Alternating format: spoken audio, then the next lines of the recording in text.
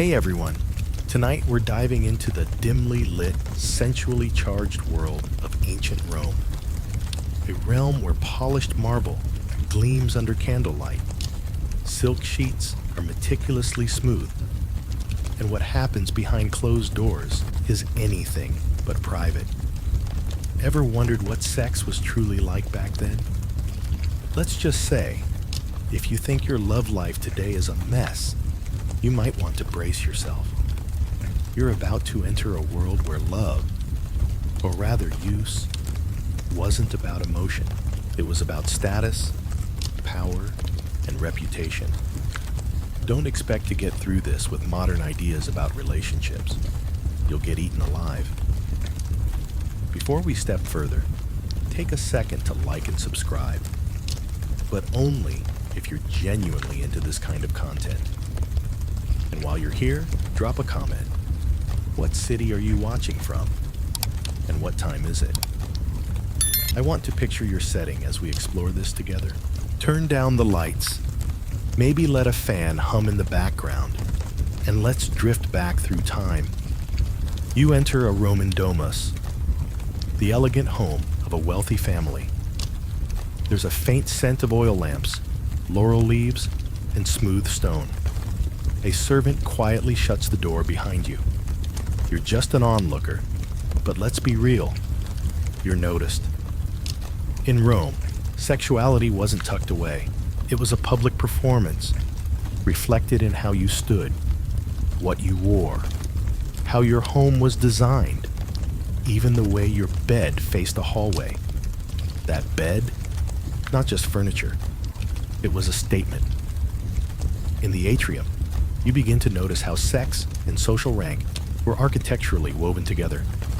The bedroom, cubiculum, often sat within view of common areas.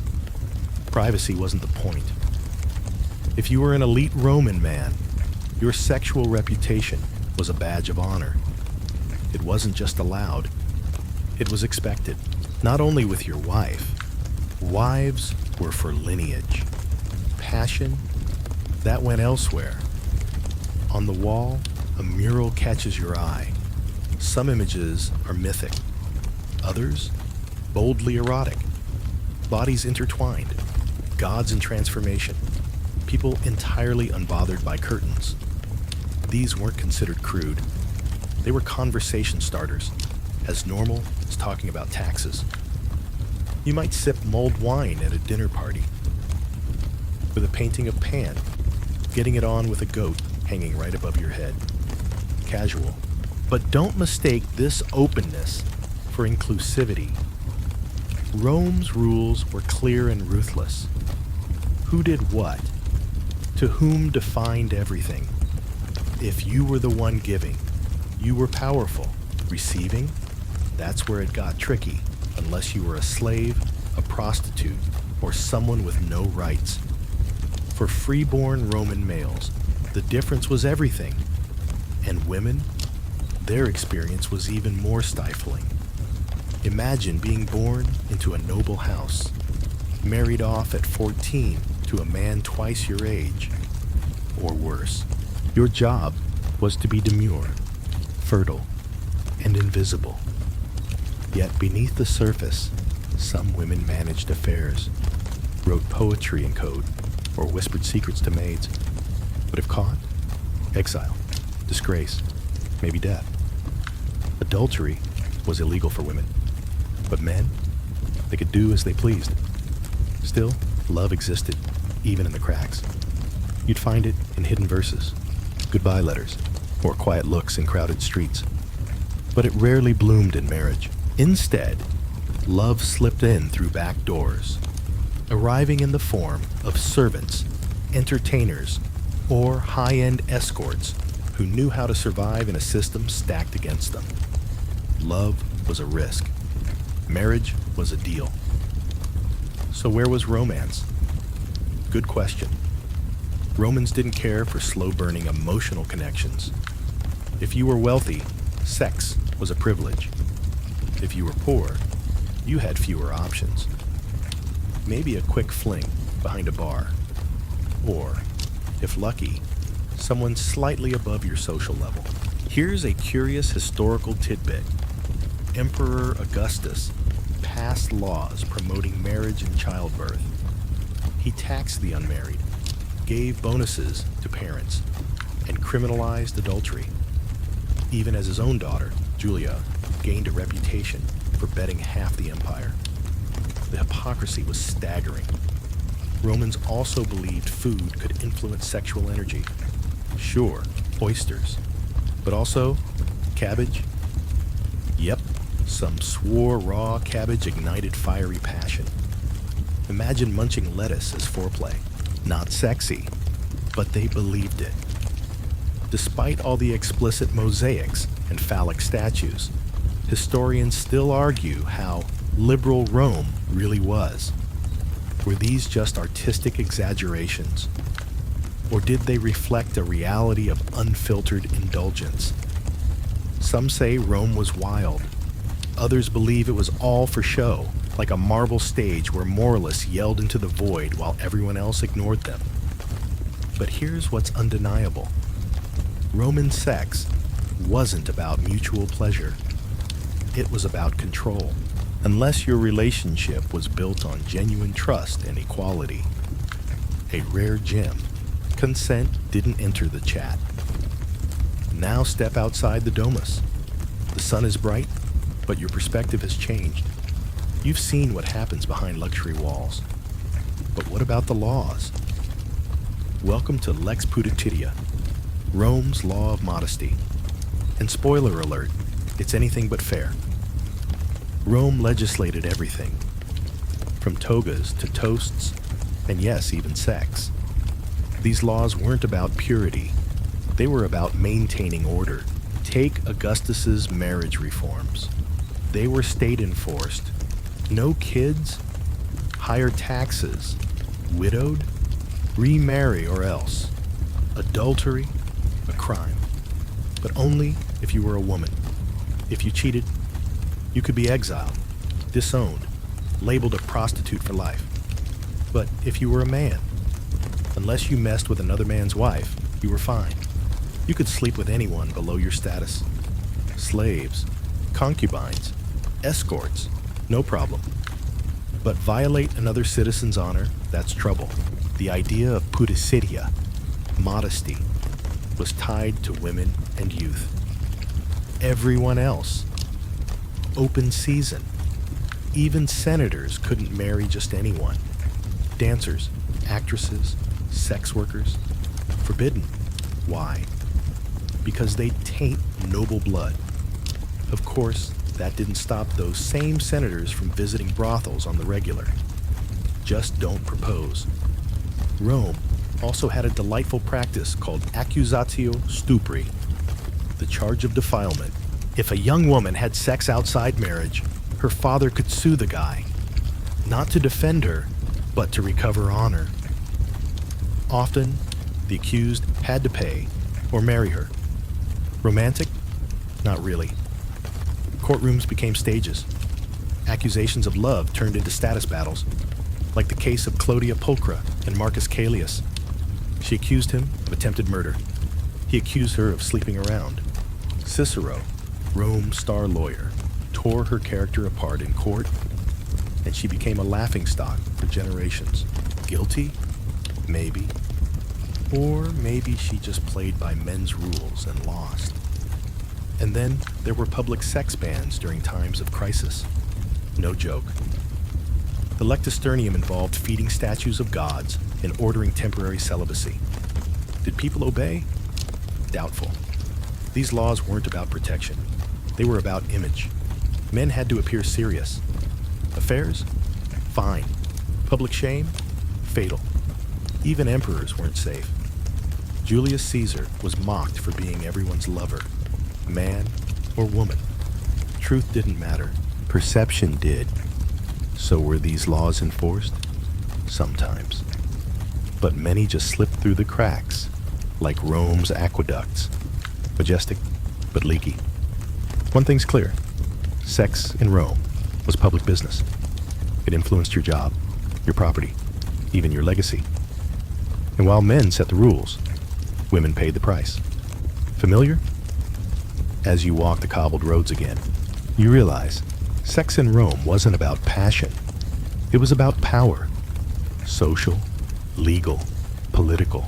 If you broke the rules, they might not take your life, but they take your name. Now let's get one thing clear. Romans didn't define sexuality by gender like we do. No labels like gay or straight. What mattered was role. If you penetrated, you were strong, dominant, masculine. If you received, that was seen as weakness, a loss of control, especially for men. Imagine bragging at a banquet. No one blinks if your lover was male, as long as you were the one in charge. But hint that you enjoyed being on the receiving end. The room goes cold. Roman masculinity was about control, in public and definitely in private. Even their slang reflected this. Words like seduction mocked men who were passive, calling them soft or unmanly. Dominating prostitutes or slaves of any gender. No shame. Just don't cross the status line. What about women? They weren't even supposed to want sex. Female desire was seen as dangerous, like an untended fire. The perfect woman was silent, obedient.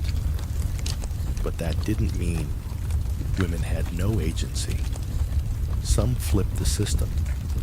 The rare domina, a woman who held sexual power through money, wit, or status. Think widows, or noble women like Messalina, rumored to sneak into brothels in disguise. True? Maybe not. But these women scared Rome. They broke the structure. In the military, humiliation was sometimes used as punishment. Forced submission for cowardice. It wasn't about lust. It was about breaking someone's rank.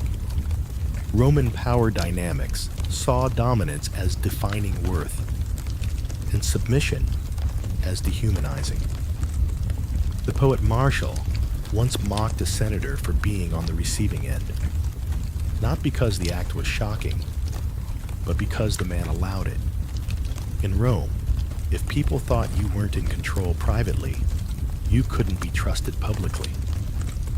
To Rome, the body reflected the state. Head rules limbs. Man rules household. Rome rules provinces. Submit, and you disrupt that chain.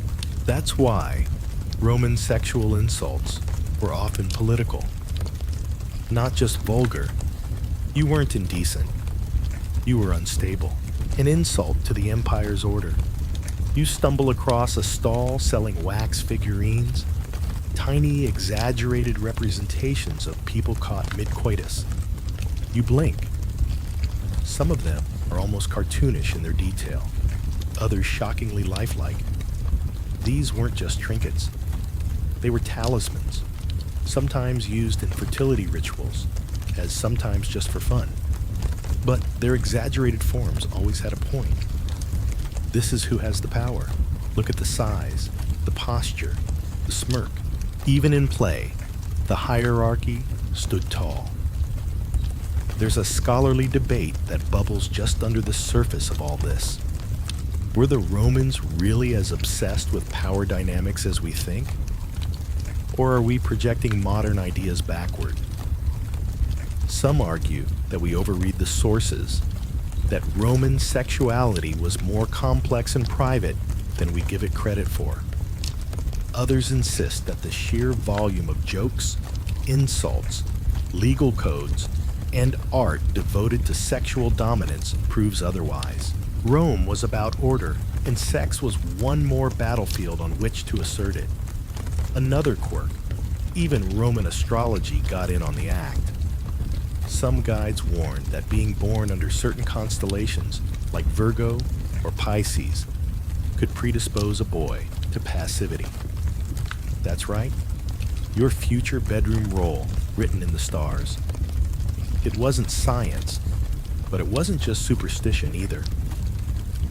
It was yet another layer in a society obsessed with categorizing control. By the time the sun begins to dip behind the tiled roofs and temple columns, you start to understand something unsettling. Sex in Rome wasn't just about desire. It was about ranking. Every act confirmed or challenged the structure of the world. The powerful took, the weak received. That was the rule. And if you dared to blur that line, well, you better have a fast horse and a forgiving reputation. The light fades as you step deeper into the quieter districts of Rome, where the stone walls muffle the hum of the streets and the scent of incense drifts from behind closed shutters. You pass rows of respectable homes, modest but well kept. These are the domains of marriage, of household management, of whispered hopes for lineage and legacy. But here's the thing. Roman marriage wasn't built on romance. It was a chessboard, and every piece was moved by strategy. If you've ever thought your dating life was transactional, meet the Roman version of love. Marriage is alliance. For the elite, tying the knot wasn't about chemistry. It was about consolidating wealth, cementing family alliances, and boosting one's standing in the political ladder. Imagine your father arranging your wedding before your voice is even changed. Because your bride's uncle has ties to a senator, you don't get to protest. You smile. You show up. You say ubi gas ego, the Roman equivalent of I do. And boom, you're married. Congratulations. Now go make heirs. For women, the situation was more intense. Many Roman girls were married off around the age of 12 to 14. That wasn't shocking by their standards. It was considered ideal. The earlier a girl was wed, the more years she could be fertile, and fertility was her primary job. Emotional maturity, personal preference, or attraction, not even on the checklist. The ideal Roman matron was chaste, obedient, and prolific. Her entire public identity was tied to how well she bore and raised legitimate children. And yet, despite the cold contract of marriage, people were still people. You can't legislate away longing. Husbands strayed, of course, often without much secrecy or shame. If you were wealthy, you might keep a concubine or two, maybe a few slaves designated for your pleasure. For men, this was normal. It didn't matter whether your side partners were women or men, so long as they weren't someone else's wife or a free-born Roman citizen. The law and society didn't care about feelings. They cared about status contamination. Now, Roman wives, their options were far more limited. Adultery wasn't just frowned upon, it was criminal. If caught, a wife could be divorced on the spot, publicly shamed, and exiled. Her lover could be executed, especially if he was a lower-ass man encroaching on noble blood. And if the husband didn't report her, he himself could face legal consequences for not acting fast enough to defend his household's honor. That's how seriously they took marital control. It was practically state business. But don't let that fool you into thinking all Roman wives were meek little statues. Some were sharp, cunning, and unafraid to bend the rules in quiet ways.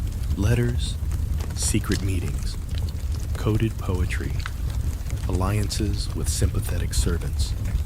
It's all in the historical record, tucked between the official lines.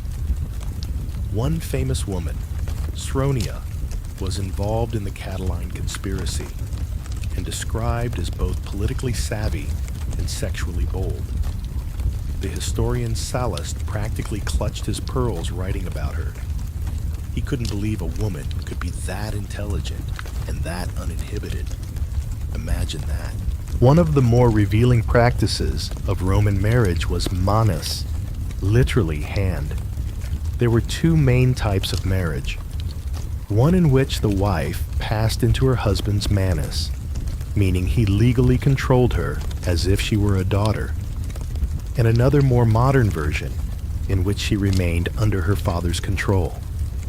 Why would a couple choose that second option? Because sometimes being your husband's legal child was just a step too far, even for Rome.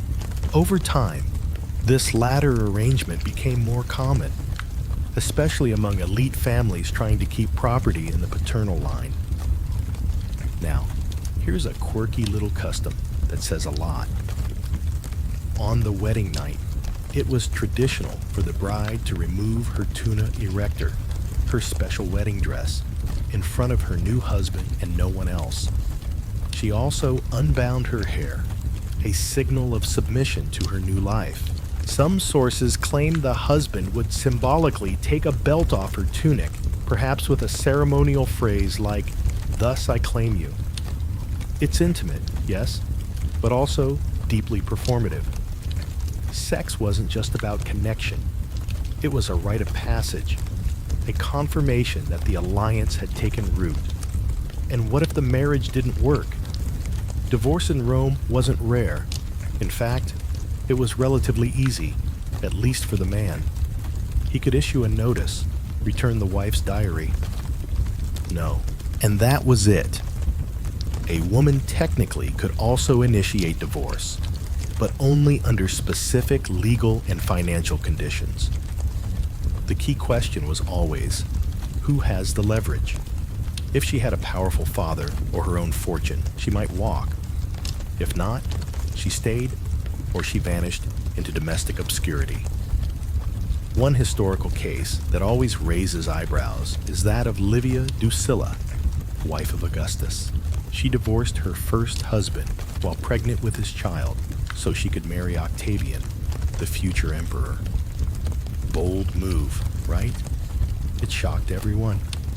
But Octavian was powerful enough to override the scandal, and Livia played her role to perfection afterward, becoming the ultimate Roman matron, discreet, intelligent, and ruthlessly loyal to the imperial brand. Scholars still debate whether her first husband had any say at all. Probably not. And then there were the truly bizarre cases.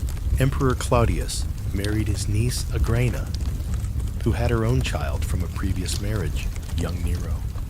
Yes, that Nero. Claudius adopted him, raising him as heir. Agrena, ambitious and calculating, knew exactly what she was doing. Later rumors, unconfirmed but popular, suggested she seduced Claudius to maintain her grip on power. Did it happen? Maybe, maybe not. But the fact that people believed it says a lot about how Romans understood the power plays inside a marriage. Scholars continue to argue about how much affection existed in Roman marriages. Some say it was purely political, a matter of duty and lineage.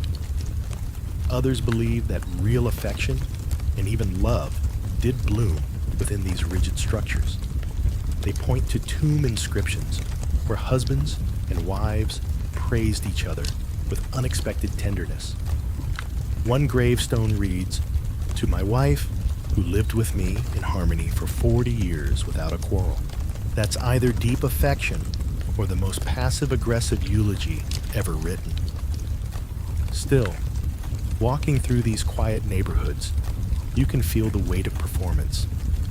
Every marriage had to look proper. Every child had to be legitimate.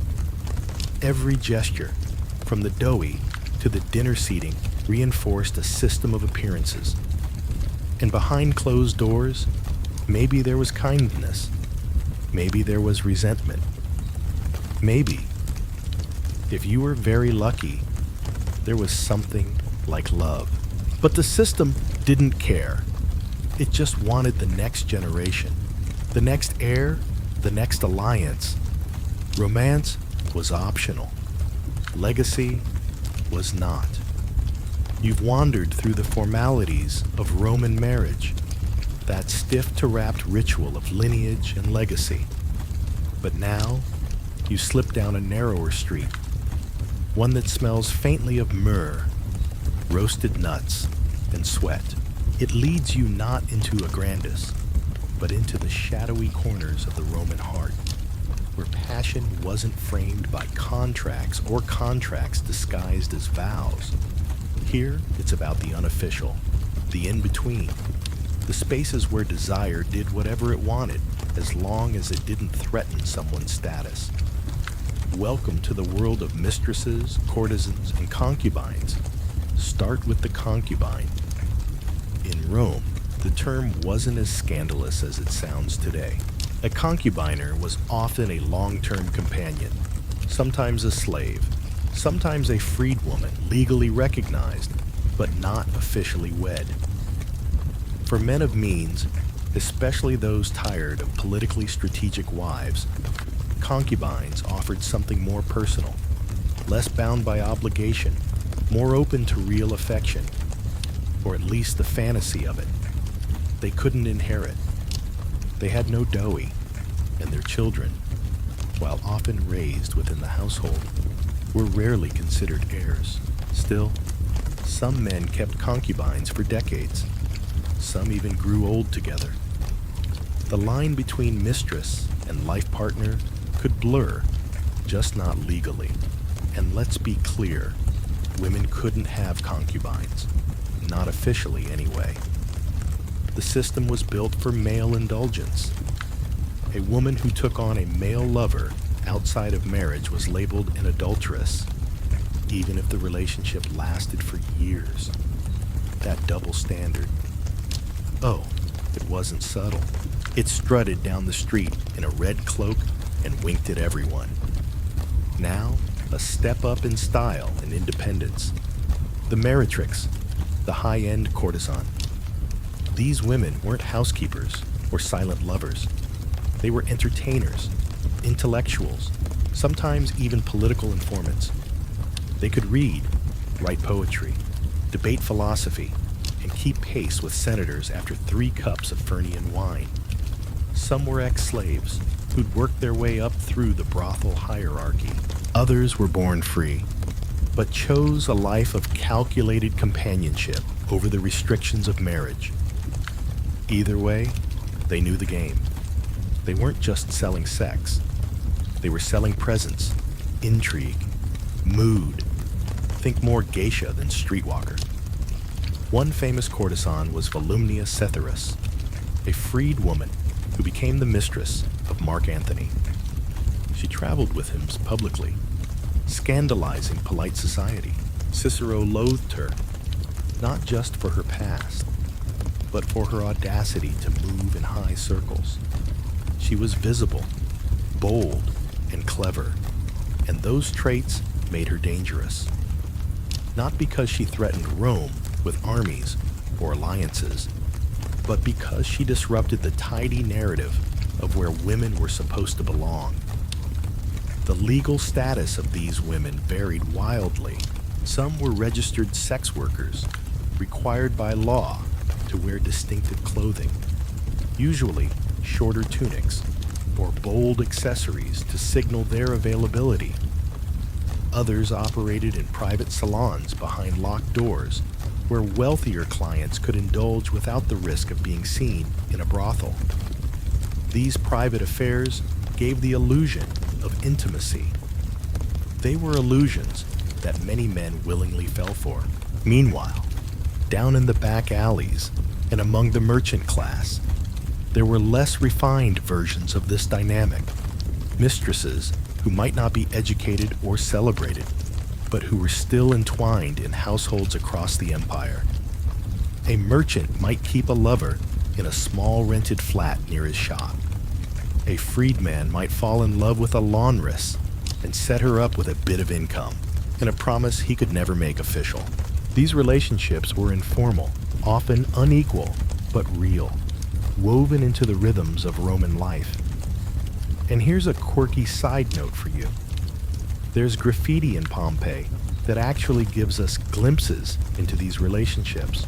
Scribbled on the wall of one building are words like, "Marcellus loves Julia," and "If anyone wants to meet nice girls, come to the Lupanar."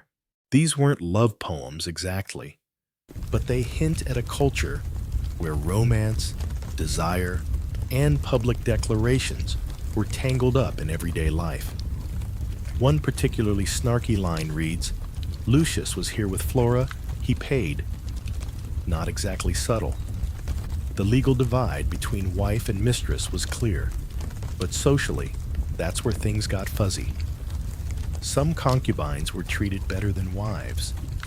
A man might loathe his spouse and lavish gifts on his lover. Children born from concubines might not inherit by default, but if acknowledged and legitimized, they could climb the social ladder.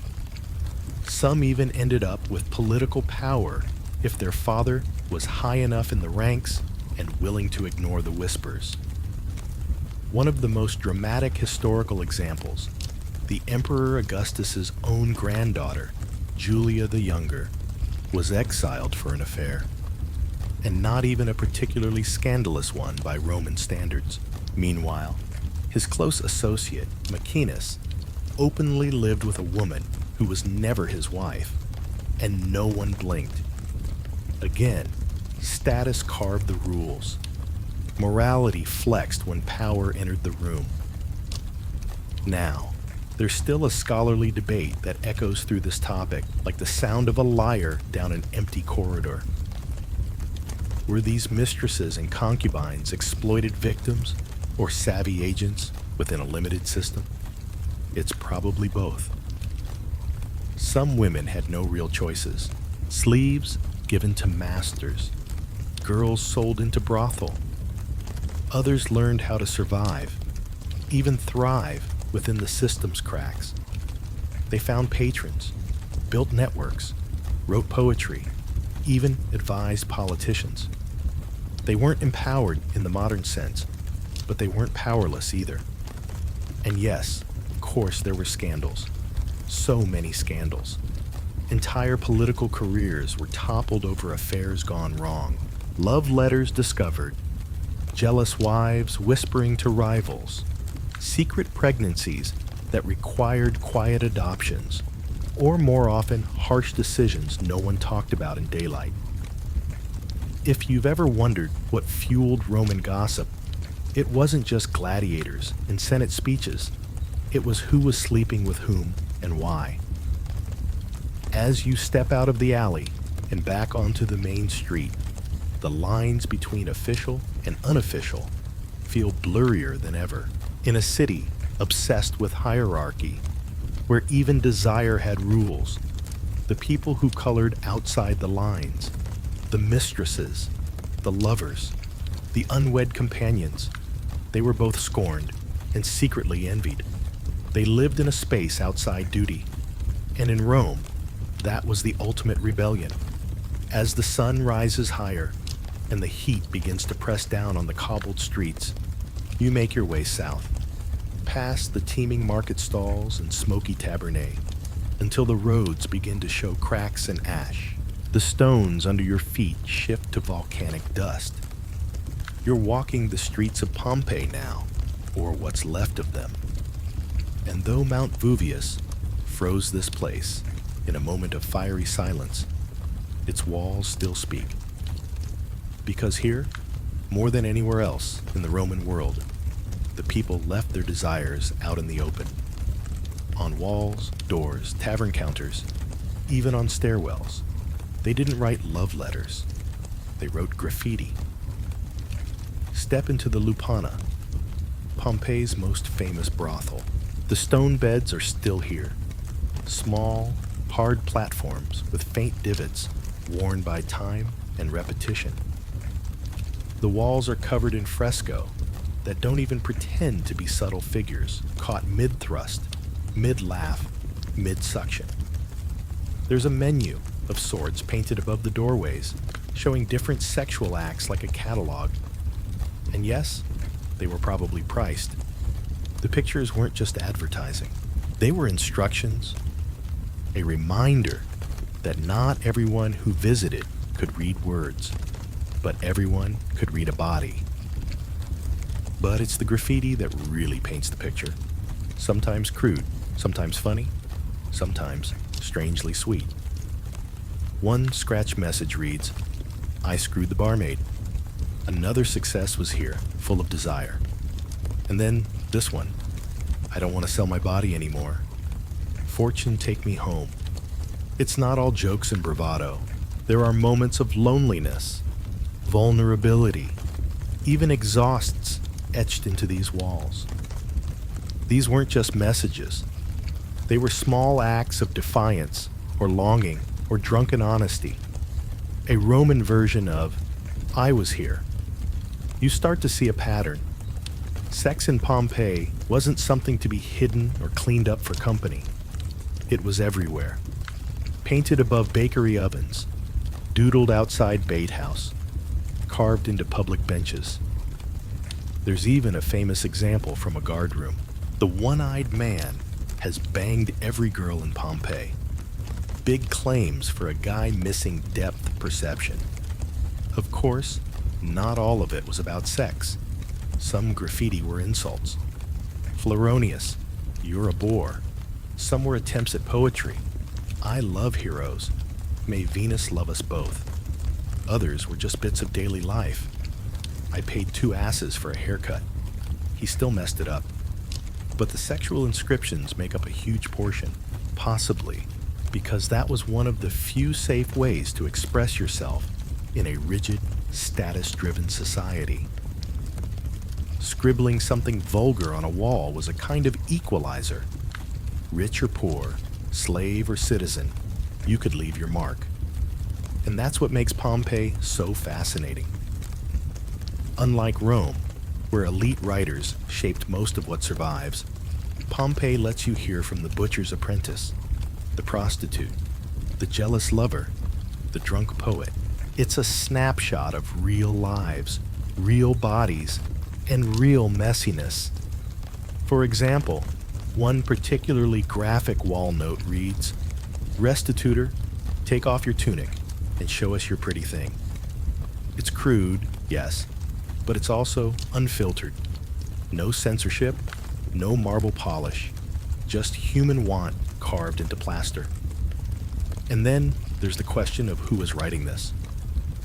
Most graffiti were done by men. That much is clear from context and tone.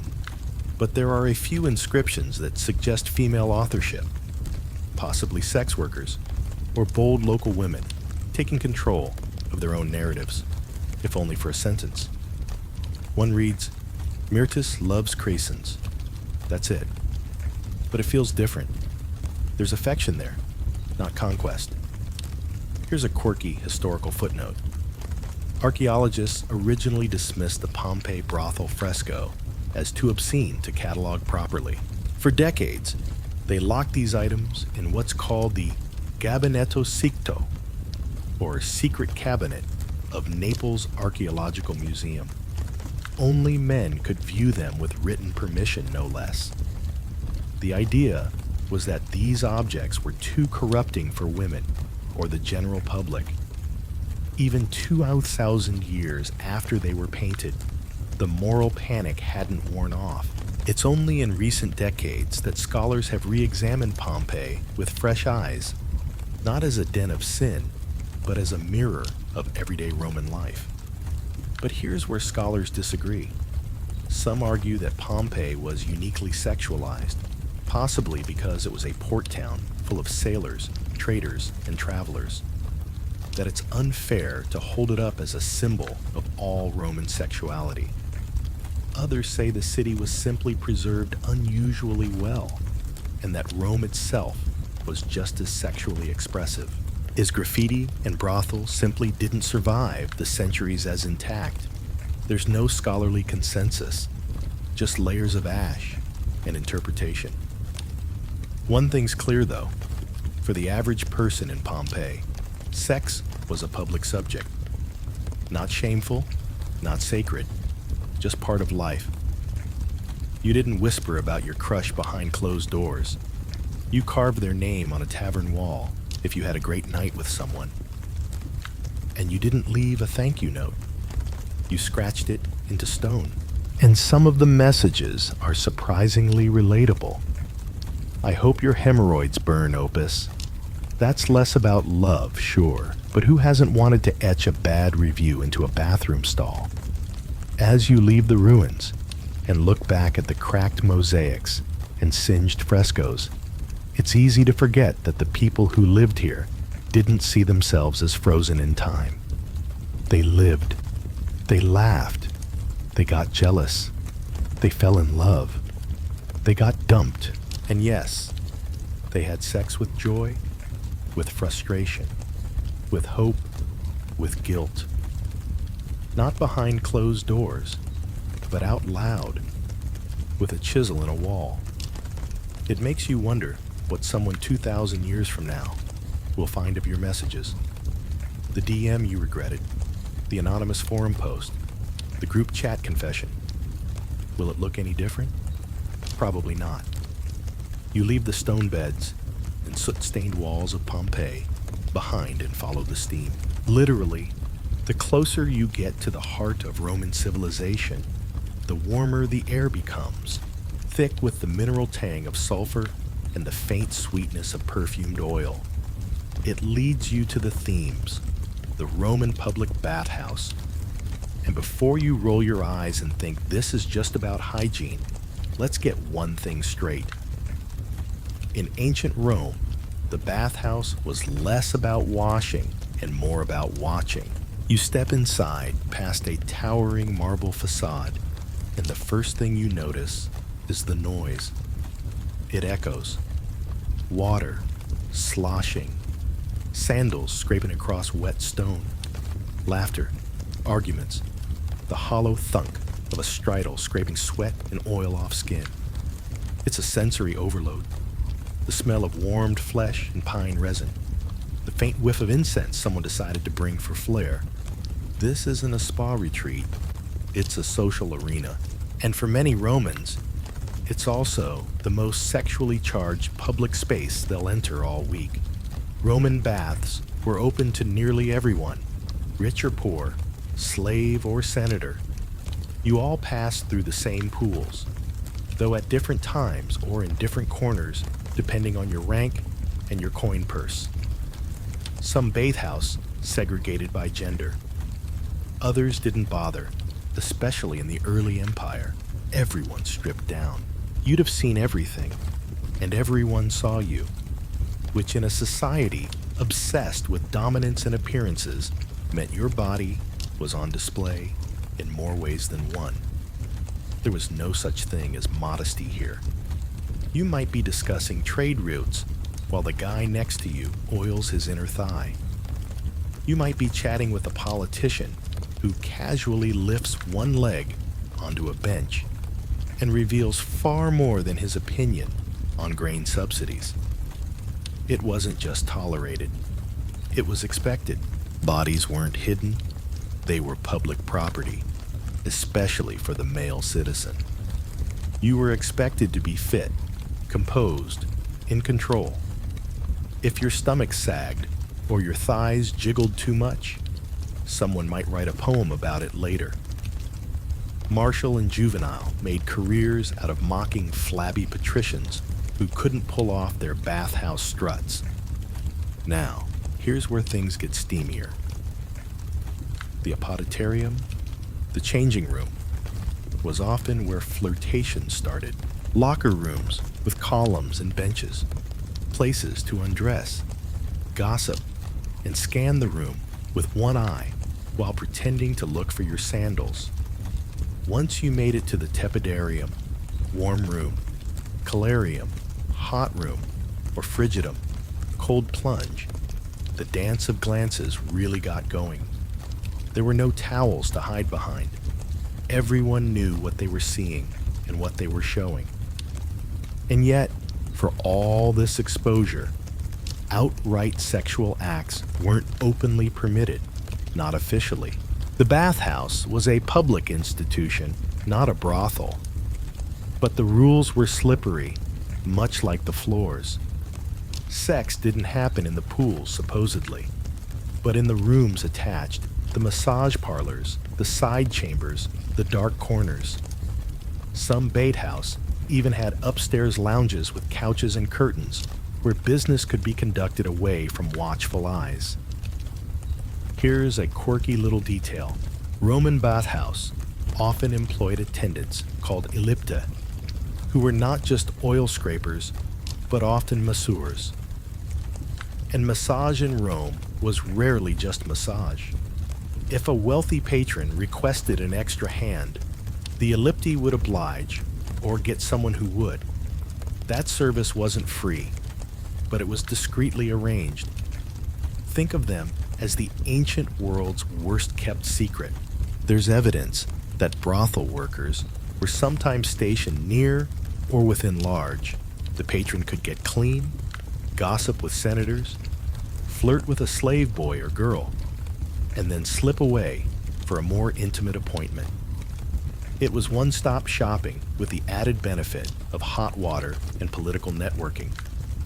One preserved bathhouse in Ostia, Rome's port city, features mosaics with playful and occasionally risque imagery. Dolphins, trident, nude athletes with just enough detail to raise an eyebrow. These weren't just decorative. They were mood setters, reminders that the bathhouse was a sensual zone, not sexual in the vulgar sense, but charged with energy. Everyone was watching. Everyone was watched. There's a famous letter from Seneca in which he complains about the noise at his local bathhouse. Men grunting, girls laughing, bodies slapping against water, arguments breaking out, coins clinking, gossip echoing off the marble. He found it unbearable. But that chaos is what made the bathhouse the place to be. It wasn't just about washing dirt off your back. It was about maintaining your place in the social order. Who you spoke to, who you didn't speak to, who you sat beside in the hot room. Every move was measured. Now, scholars still argue over how much actual sex happened inside the bathhouse walls.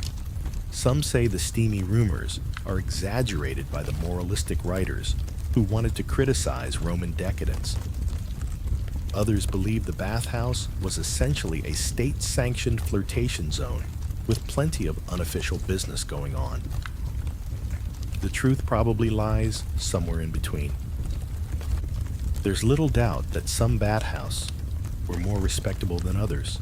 Some catered to families. Others, let's just say, if the walls could talk, they'd start with a wink. And yes, these spaces were dangerous too. For lower status individuals, especially slaves or freed persons, the line between flirtation and coercion was thin. If you were young, attractive, and unprotected, you could be touched, harassed, or worse. It wasn't fair. It wasn't safe. But it was the reality of a culture where power trumped consent. One wrong glance could turn into a humiliating encounter, one you couldn't complain about without risking punishment. Still, not all encounters were exploitative. Some were consensual, playful, even affectionate. People met lovers in the steam. They made eyes across the cold plunge. They brushed fingers while applying oil. The bathhouse, for all its chaos, allowed for chance encounters, the kind that don't happen in structured, supervised spaces. You didn't need to know someone's name. You just needed to like the way they looked wet. As you leave the bathhouse feeling slightly overheated and more aware of your own body than you'd like, you can't help but marvel at how naturally the Romans wove sensuality into their public routines. Here, sexuality wasn't hidden in bedrooms or behind euphemism. It steamed and shimmered in the open, slipping between gossip and grooming, politics and pleasure. And when the water cooled and the lamps were extinguished, the real heat, the kind whispered about over wine, lingered in the stories people carried home. You step out of the bathhouse, skin still warm from the colarium, head spinning with equal parts eucalyptus oil and unspoken tension. But once you rejoin the dry world of togas sandals, and strict social ladders, everything snaps back into place. Suddenly, the freedom of the thermi evaporates. You are reminded that in Rome, what you could do in the shadows often had nothing to do with what you were allowed to do in daylight, especially if you were a woman. Tonight, we're staring down one of Rome's most glaring injustices, the ironclad gender double standard. Start with the basics. If you were born male and free, you had options. Not necessarily happiness, not necessarily control over your life. This was still a brutal world, but the social machine was oiled to favor your body and your choices. You could pursue sex, take lovers, visit brothel, boast about affairs in the forum. You were expected to have appetites. It was part of being Roman. Lust was fine, as long as you kept it structured. Wives for heirs, concubines for comfort, prostitutes for play, and slaves for, well, whatever you wanted. It was a grim buffet, and you never went hungry. Now, flip that reality. She a woman. Let's say you're upper class, because being poor adds a whole new layer of difficulty we'll get to later. You're married off by 14, maybe 15, to a man you didn't choose, one whose political career depends on your uterus behaving. You're expected to keep your legs together and your opinions quieter than a temple mouse. Adultery, that's not just a scandal, that's a crime. Punishable by divorce, exile, and social annihilation. Even the suspicion of impropriety can cost you everything. And don't even think about confessing love for another man. And that's not seen as passion. It's betrayal. Treason, practically. Meanwhile, your husband is out bragging over garum-soaked oysters about the 3 slaves he bedded last week. No one blinks. If you complain, you're called jealous. If you stay silent, you're a good wife.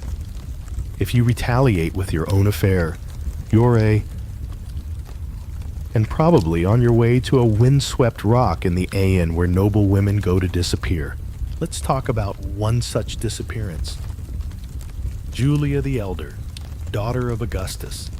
She was smart, witty, wildly popular among the young elite, and according to reports, not all that interested in playing the part of chasted Roman matron. She had lovers, many of them. Some say she met them in the forum. Others say she met them in the very house Augustus had given her. When the rumors grew too loud to ignore, Augustus, yes, her own father, had her exiled, not just quietly removed from court, but publicly condemned for violating the new moral laws he had passed. Laws that, just to be clear, didn't apply to men in the same way. Her lovers were either exiled or executed. Julia, banished for life. She died far from the city she once lit up with her laughter. Her name was erased from monuments. She became a cautionary tale. This wasn't an exception. This was policy. And don't be fooled by the seductive images of goddesses and priestesses lounging with grapes in hand. Real Roman women had very little control over their own sexuality. Their virginity was a family asset. Their wombs, a political tool. Their pleasure, mostly irrelevant. Roman love poetry is full of longing, jealousy, and desire, but rarely from the woman's perspective. She's an object, a muse, a reward, or worse, a threat. If she loves too freely, she's dangery. If she resists, she's a cold-hearted tease. And if you were lower ass or enslaved, things were even worse. You had no legal protection at all. A male citizen could use you however he wanted without consequence. If you bore his child, it didn't matter. The child was a slave like you unless he specifically freed them. You could be rented out, trafficked, sold with reproductive potential listed like an extra skill on your resume. And still, even then, Roman society would blame you if a scandal emerged. That's how deep the double standard ran. The people with the least power carried the most shame. Now, here's something odd. Despite all this, there were moments when women exercised quiet agency. Not freedom exactly, but navigation. They sent coded messages through servants, wrote erotic poetry under pseudonym, passed down contraceptive recipes like family heirlooms. One recipe involved a mixture of wool soaked in pomegranate rind and honey inserted before intercourse to prevent conception. Effective? Probably not. Symbolically important? Absolutely. It was a small act of resistance in a world where women were expected to conceive on command. Even in literature, you can find flickers of pushback.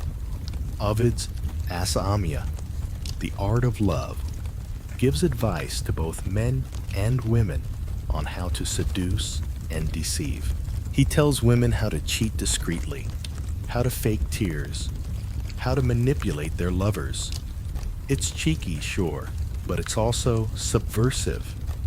Offutt knew the game wasn't fair, so he handed women a few cheat codes. The state didn't like that. Augustus exiled him too. And scholars, they're still debating the impact of these cultural rules. Some argue that elite women actually wielded considerable influence through their roles as wives, mothers, and social hosts. Others insist that any power they had was tightly tethered to a man's status. The truth, of course, is tangled. Some women bent the rules. Others broke them and paid. Most just found a way to survive inside them.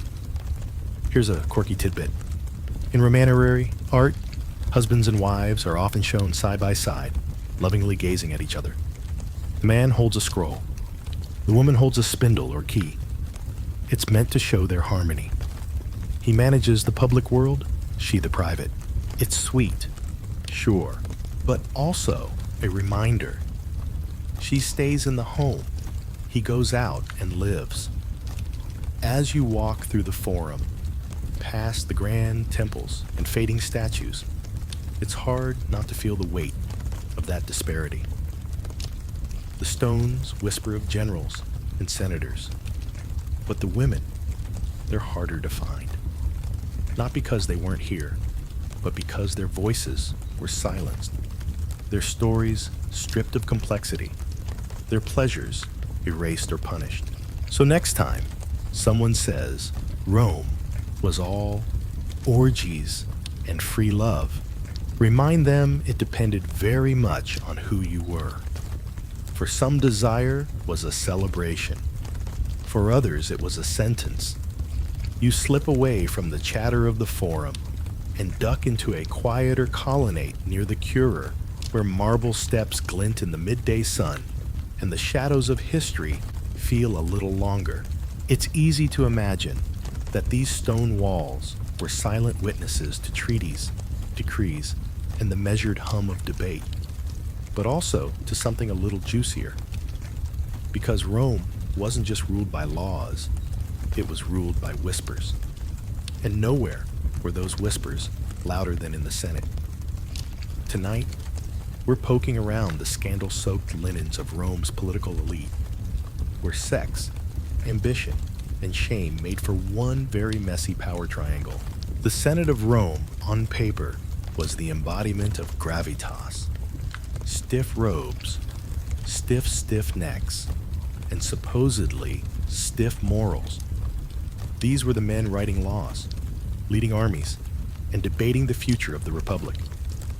But behind those polished speeches and carefully trimmed beards, it was chaos. Senators weren't monks.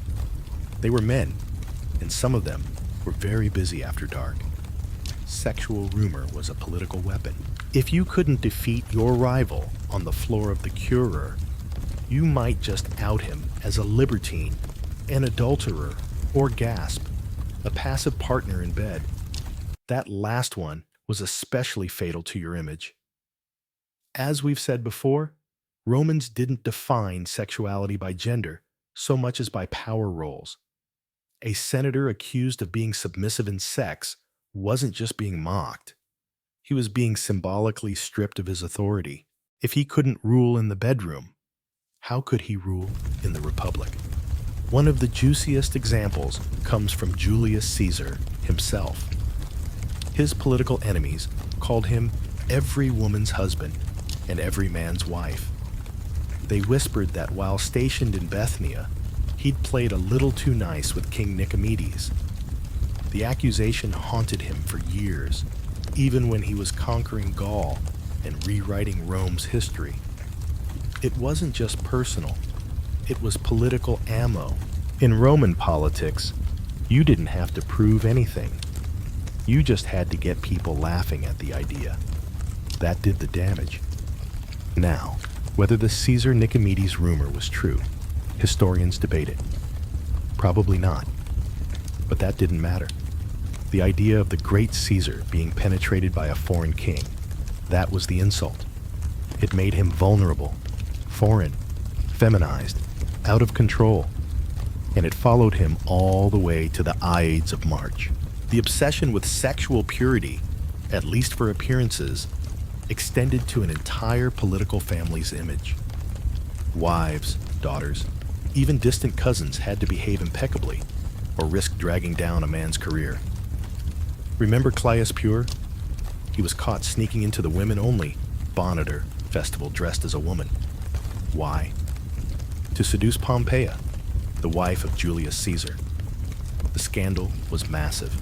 Caesar divorced Pompeia immediately, not because he believed she was guilty, but because, in his words, Caesar's wife must be above suspicion. That one line echoed through Roman history. Being squeaky clean wasn't enough. You had to look clean, smell clean, and never be caught near dirty laundry. It's not like the senators were behaving, though. These were the same men hosting private dinners, where dancers and prostitutes were entertainment, where slaves served drinks while barely dressed, and where deals were made in between groans of pleasure and the clink of goblets. Some senators kept male lovers. Others boasted about mistresses like they were wine vintages. But as long as it didn't make headlines or wall graffiti, it was shrugged off. Quiet indulgence, acceptable public scandal, that was where the knives came out. One emperor who really pushed the boundary was Elagabalus, a teenage ruler from Syria. He was appointed emperor at just 14 and shocked Rome with his flamboyance, gender fluidity, and unapologetic sexuality. He married 5 women and took male lovers, including a charioteer he called his husband. He wore makeup, preferred to be called a queen, and is said to have hosted banquet orgies that made even Caligula look tame. Senators were horrified, not necessarily because of the sex, but because Elagabalus didn't hide it. He wore his scandal-like perfume, and that made him dangerous. Eventually, he was assassinated and thrown in the Tiber. His name was scraped from records. Lesson learned. The Senate could handle perversion, but not visibility. And yes, there were fringe cases that make your jaw drop. One senator was rumored to have held orgies where he assigned lovers to guests by lottery, like a perverted version of Secret Santa. Another was said to use slaves as living furniture, a table of backs, a cushion of thighs.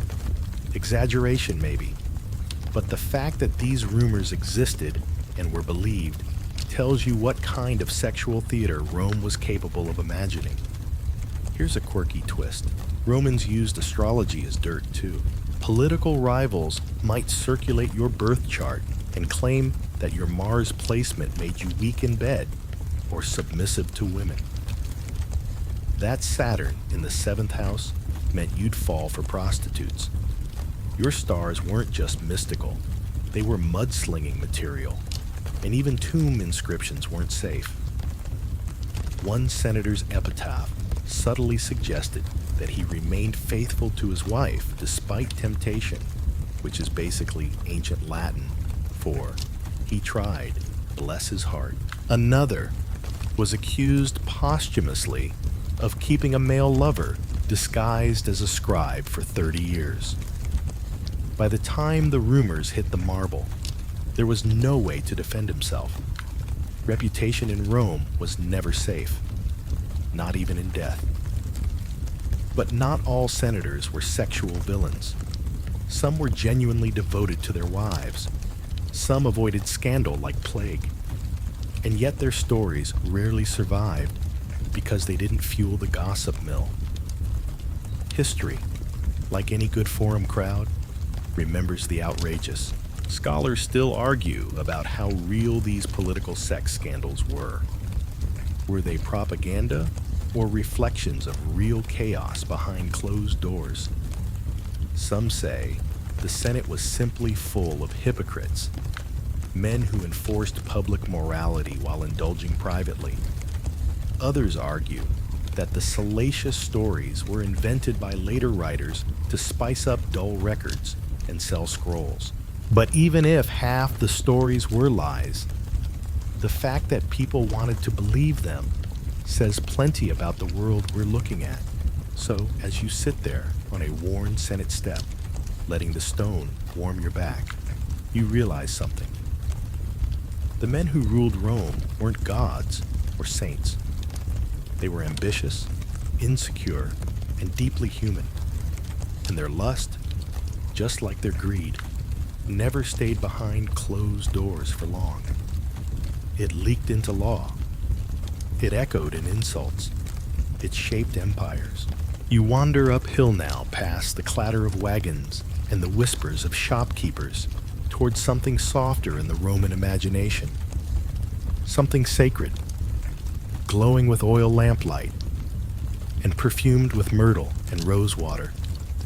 You're headed for the temple steps, where devotion and desire once blurred into a single golden thread. Because while Rome had plenty of bedrooms and brothel, it also had its gods, and some of those gods were very into sex.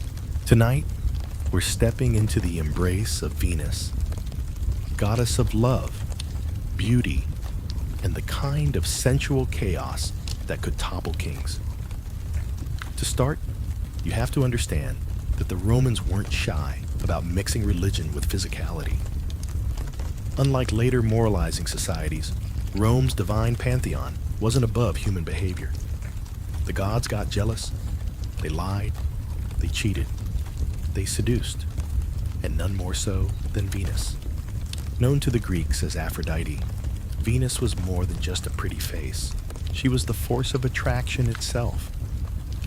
The magnetism that pulled lovers together, the glow in flushed cheeks, the impulse that makes people do stupid things in the name of romance. Her temples weren't austere places of silent worship. They were lively, fragrant spaces full of offerings, prayers, and rituals designed to invite favor in matters of love, fertility, and beauty. If you wanted your partner to stay faithful, you brought Venus a garland. If you hoped to conceive, you left a honey cake. If you're in love with someone you really shouldn't be in love with, you begged her for help or forgiveness. The temple of Venus Erycina, perched on the Capitol Hill, was especially famous. Legend had it that she helped protect the Roman state itself through her power to pacify desire. Soldiers prayed to her before battle, not just for victory, but for safe return to the lovers and families they left behind. And if they were particularly devout, they might leave behind a token, a carved fus, a bronze hand making a lewd gesture, or even small votive statues with exaggerated breasts and hips. This wasn't considered obscene, it was holy. You might think, wait, sex and religion? Isn't that sacrilegious? Not in Rome. For them, sexuality and spirituality weren't opposing forces. They were complementary. Fertility was divine. Pleasure was a gift. Even the wedding night had ritual overtones, with offerings to Venus to bless the act of consummation. It wasn't about purity. It was about power. And not the kind you measured in political victories, but the kind that swells in your chest when you're deeply wanted. Now things get more mystical when you bring in cults, especially the imported ones. Rome was a cultural sponge, and it happily absorbed exotic religions from across the empire. One of the more provocative was the cult of Isis from Egypt. Her followers believed in resurrection, sensual ritual, and divine motherhood. Ceremonies honoring Isis often involved music, incense, and symbolic representations of a union between heaven and earth. Some scholars argue that her rites had sexual undertones, possibly even ecstatic experiences that bordered on trance. Not everyone was comfortable with that. In fact, the Senate once tried to crack down on foreign cults they deemed too wild or too effeminate. They feared that uncontrolled desire, even spiritual desire, might weaken the state. Too much worship of passion. It might make men soft. Too many women gathered in secret. It might make them bold. Still, the people kept praying, kept offering, kept on believing. You can't outlaw longing. Here's a strange little historical twist. One Roman festival, the Venalia Urbana, honored both a barpo with wine and Venus. Think about that pairing. It wasn't just about drinking and flirting. It was about celebrating the ripe, the juicy, the sweet ferment of life itself.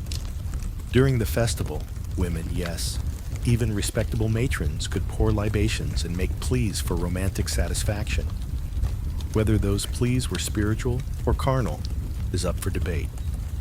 Knowing Rome, probably both. There's also the matter of sacred prostitution, a much contested concept. Some ancient sources claim that in certain temples, priestesses or specially chosen women would offer themselves as part of rituals honoring love deities. Not transactional like in brothel, but symbolic, a merging of body and spirit. Scholars have fiercely debated whether this ever truly happened in Rome or whether it was misunderstood accounts of fertility rites. Some say it's just Orientalist fantasy.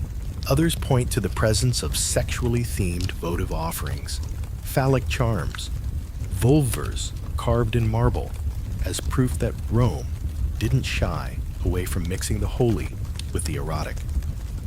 One thing's for sure, Romans wore their divine desires on their sleeves or around their necks.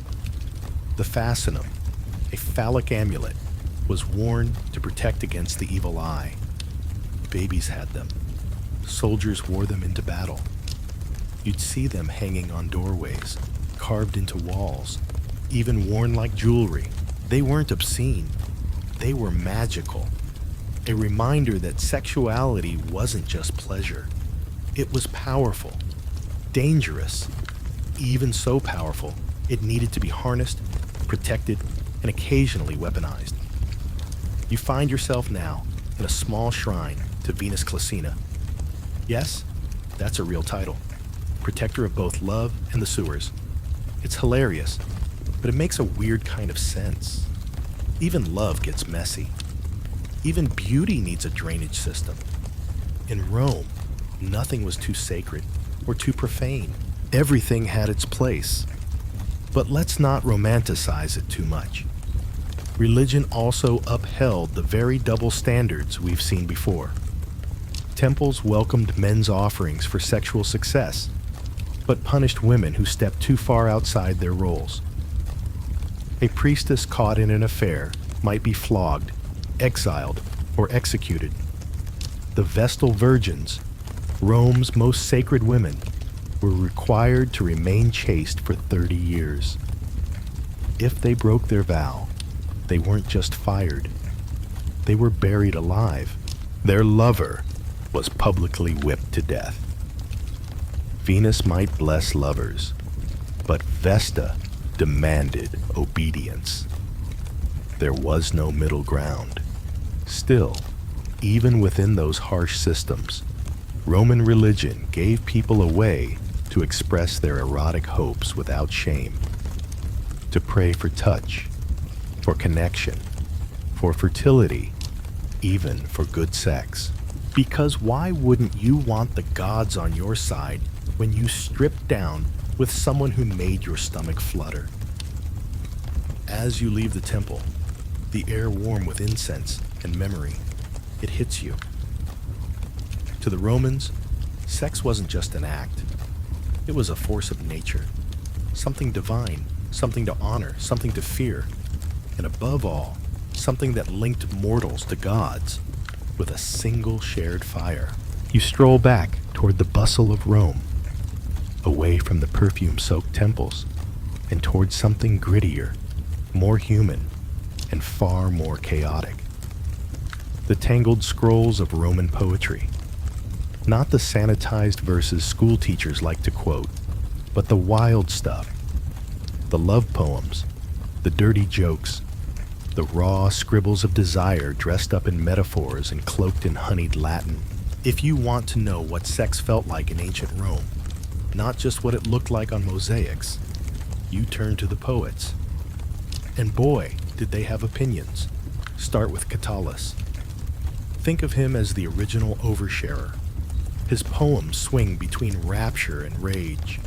Sometimes in the same stanza, he adored a woman he called Lesbia, a literary mask for a real aristocratic lover, most likely Clea Metelli, the same scandalous Clea accused of poisoning and partying a little too freely. When Catullus was in love, he made you feel it. His poems are dripping with longing, breathless descriptions of kisses. Give me 1,000, then 100 more, and that particular kind of obsession that feels both sacred and incredibly needy. But then, when she spurned him or slept with someone else, his verses turned acidic. Suddenly, she's a liar, an animal. His poems about her oscillate wildly, which honestly makes him feel kind of modern. You've probably seen the same emotional whiplash in your friend's text at 2 a.m. He's not heroic. He's messy. And that's what makes him so real. Through his words, you can feel the pulse of Roman sexuality. Not just physical desire, but jealousy, ego, humiliation. Sex wasn't clean or idealized. It was stormy. Then there's Ovid, the smooth-talking playboy of Latin literature. His Assa Mia, The Art of Love, is essentially a how-to guide for seduction, delivered with a wink and a glass of wine. It's got tips on where to meet women, the theater, obviously, how to flatter them, lie but charmingly, and how to navigate affairs. Discretion is key, unless you're writing poetry about it. He even wrote a companion book for women filled with snarky advice on how to fake orgasms and manipulate moody lovers.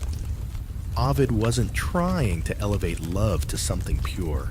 He was giving you the script for the performance. Of course, Rome's power-hungry moralists didn't love Ovid's work. In fact, Augustus, who was on a mission to promote modesty, marriage, and baby-making, eventually exiled him. The reason? Officially, it was for a poem and a mistake. The poem was likely the Armtori. The mistake? Possibly helping someone in the imperial family manage an affair. Scholars still argue about it. Was Ovid just a scapegoat? Or had he really crossed a line? Either way, he spent the rest of his life far from Rome, writing melancholic verses about exile and cold beds. Even Propertius, who tried to play the sensitive boyfriend role, wasn't immune to the madness of desire. He worshipped his lover Cynthia, turning her into a goddess and a monster within the same poem. He praised her beauty, her cleverness, her cruelty. His writing drips with contradictions. She enslaves him. He wants her more. She sleeps with someone else. He threatens to die of heartbreak and also to haunt her bedroom forever, like a ghost in a toga. But here's the thing. These poets weren't writing in a vacuum. They were responding to and shaping the sexual culture of Rome. Their work was read aloud at parties, shared among friends, quoted in arguments. These weren't dusty volumes. They were living documents passed around like gossip, full of coded references, inside jokes, and barely disguised scandals. You can practically hear the wine glasses clink between stanzas. And if you're thinking, okay, but this is all elite male perspective, you're absolutely right. The voices we hear most often are from privileged men, writing for other privileged men, about women they idealized, resented, or objectified. Sometimes all three at once. Female desire is filtered through male insecurity and projection. The women in these poems rarely get to speak. When they do, it's often through the poet's fantasy of what she should say. That said, there were Roman women poets, though their work survives in frustrating fragments. One name that floats through history as Sulpicia, a young, noble woman whose surviving lines offer rare, raw glimpses into a woman's erotic voice. In one poem, she writes of her joy at finally getting to sleep with the man she loves. She doesn't beg forgiveness or hide behind modesty. She says basically, I wanted him, I got him, and I'm not sorry. Her words feel bold, unapologetic, and so rare that scholars still argue whether they were truly hers or the invention of a male poet using a female mask. We can't even let her speak without debating if her voice is real. Oh, Keith. But even if it's mostly men doing the writing, their work tells us something crucial. Roman sexuality was emotional, not in the candlelit, let's hold hands and talk about our feelings away, but in the roar, teeth grinding, pacing the room at midnight way. Love in Roman poetry was a fever. Sex was a battlefield. There was pleasure, yes, but also ego, pain, power, and panic. And here's a quirky note. Many Roman love poems included references to magical rituals, charms, curses, potions to win back a straying lover. Propertius once begged Venus to bind his lover to him so tightly she'd forget every other man. Another poet threatened to bury wax dolls and inscribe curses in lead tablets. This wasn't just literary flair. It was part of a broader cultural belief that love, when left to its own devices, was too dangerous. Better to bind it, tame it, force it to obey, even in verse. By the time you leave the circle of poets, your head bathes us, buzzing with meter and metaphor.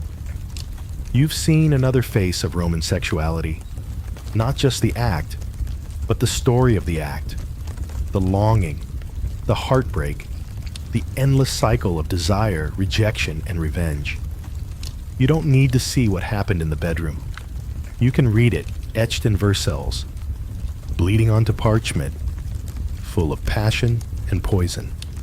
Because in Rome, love wasn't quiet. It was shouted across courtyards, scrolled onto papuku papyrus, and whispered through history in the trembling voice of a poet who probably should have just taken a nap.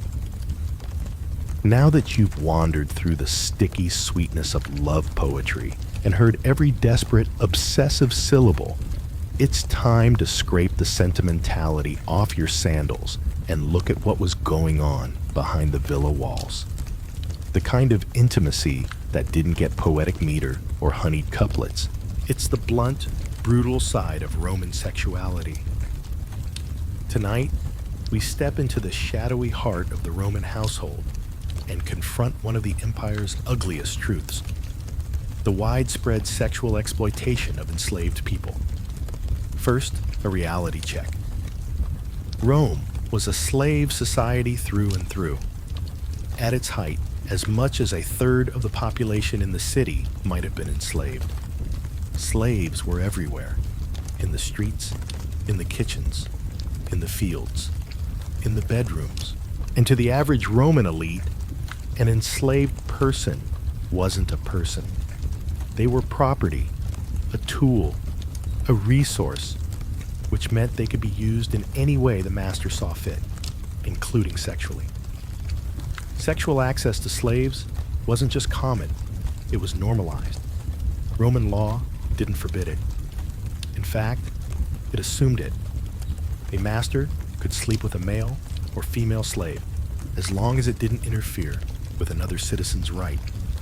If you violated someone else's property, that was a problem.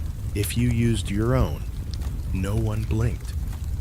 Consent wasn't a factor. Slaves couldn't say no. They weren't legally capable of refusal because they weren't considered to own themselves. So picture this. You're a young, enslaved woman brought into a wealthy household at 13. You serve wine, you clean, and then one night, the master calls you to his bed. There's no refusal. Maybe he calls it affection. Maybe he doesn't bother pretending. Maybe the lady of the house knows and looks the other way because she has no real power to stop it. Your body is just one more thing he owns, like the mosaic floor or the pet monkey in the courtyard. If you become pregnant, the child is his property too, another slave. Unless, of course, he chooses to free the child, or you. It's entirely up to him.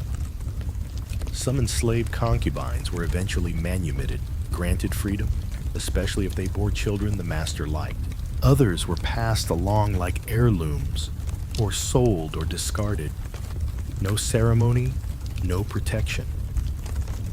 The Roman term, vera, referred to a slave born in the household. These individuals often grew up closer to the family, raised alongside the master's children, educated, dusted. But even that familiarity didn't protect them. In fact, it made them more vulnerable.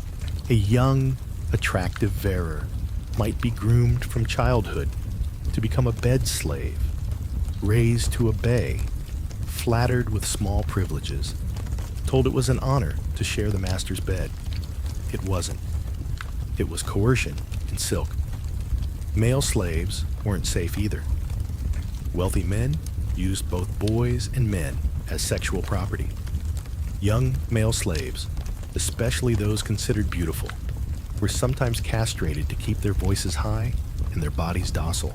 These spadomes might be used as entertainers, musicians, or personal attendants, roles that often came with unspoken expectations. The line between affection and ownership was a cruel illusion. One of the ugliest practices, the delizier, literally delights. These were children, usually slaves, groomed specifically for pleasure, shown off at banquets, dressed in fine clothing, fed sweet meats, paraded like pets. To the Romans, it was decadence. To modernize, it's straight up horrifying. Even ancient critics like Seneca, who generally avoided moral finger-wagging, expressed discomfort at the way some elites treated their enslaved favorites, especially when they discarded them like worn sandals the moment they became less charming. And yet, despite all this, some of these relationships are described in Roman literature as love. Masters wrote poems for their enslaved lovers. Some even freed them, married them, tried to legitimize the bond. But what does love mean when one person can't leave? When saying no means punishment? Those stories may be more about guilt or illusion than romance. Here's a historical detail that will make your stomach turn. During the Saturnalia festival, when social roles were temporarily reversed, masters were expected to treat their slaves, even dine with them. Some sources describe the atmosphere as light and festive. Others suggest that this 1 week of freedom often involved an uncomfortable farce. Masters watching slaves pretend to enjoy themselves, or using the opportunity to stage games that blurred the line between amusement and humiliation. Sexual favors may have been expected as part of this twisted performance of equality. And yet within this brutal system, there were moments, fleeting, fragile, where enslaved people carved out bits of agency. Some fell in love with other slaves, created secret families, raised children quietly in the corners of crowded villas.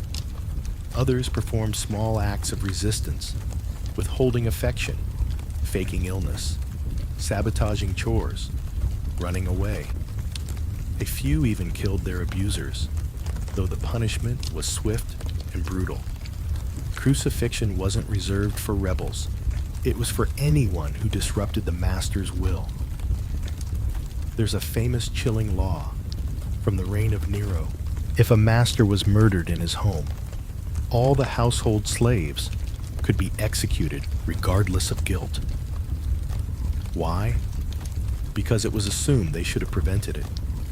In one case, over 400 slaves were killed after their master was found dead, many of them women, children, cooks, and nurses. It wasn't justice. It was fear masquerading as order. Still, scholars debate how typical these horrors were. Were most Roman households violent sex camps? Or were these the extremes the outliers recorded because they were so shocking? Some argue that many elite households treated their slaves well by Roman standards, which mostly meant not beating them daily. But even in the kindest homes, sexual access was taken for granted. The system didn't require brutality to be immoral. It just required ownership. And what about love? Could a real mutual relationship ever exist between a Roman and an enslaved person? Is the big debate even now? Some scholars point to rare examples of lasting partnerships, freed men who stayed with their former masters, couples who built lives together after manumission. Others argue that the imbalance of power taints any affection beyond repair, that even if feelings were real, the foundation was rotten. You step out of the narrow alley behind the doors, the one where the servant entrances and slave quarters hide behind perfumed courtyards. You try to imagine what it was like to live every day in someone else's home with no legal body of your own. To be seen, touched, used, and forgotten because someone else said it was their right. It doesn't leave you with poetry. It leaves you with silence. And in that silence, Rome's grandeur dims a little, and you wander out of the household shadows and into something even murkier, something forbidden, whispered about behind columns and behind closed lips. Because for all Rome's public bravado, for all its erotic graffiti and naked frescoes, and poets hollering about their love lives in rhyme, there were still places it feared to look. Places where sex crossed into the realm of the taboo. Not just disapproved, but dangerous. Tonight, you're brushing up against the edge of the Roman moral cliff.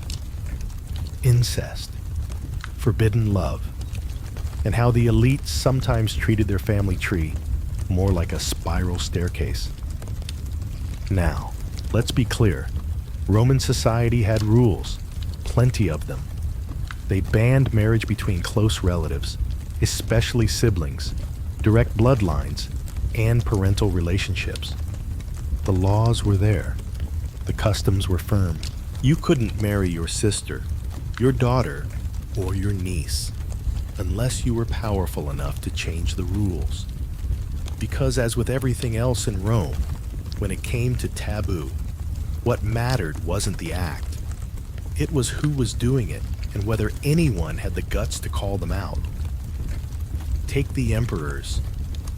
If you're looking for the soft, warm glow of wholesome family values, do not look at the Julio Claudians.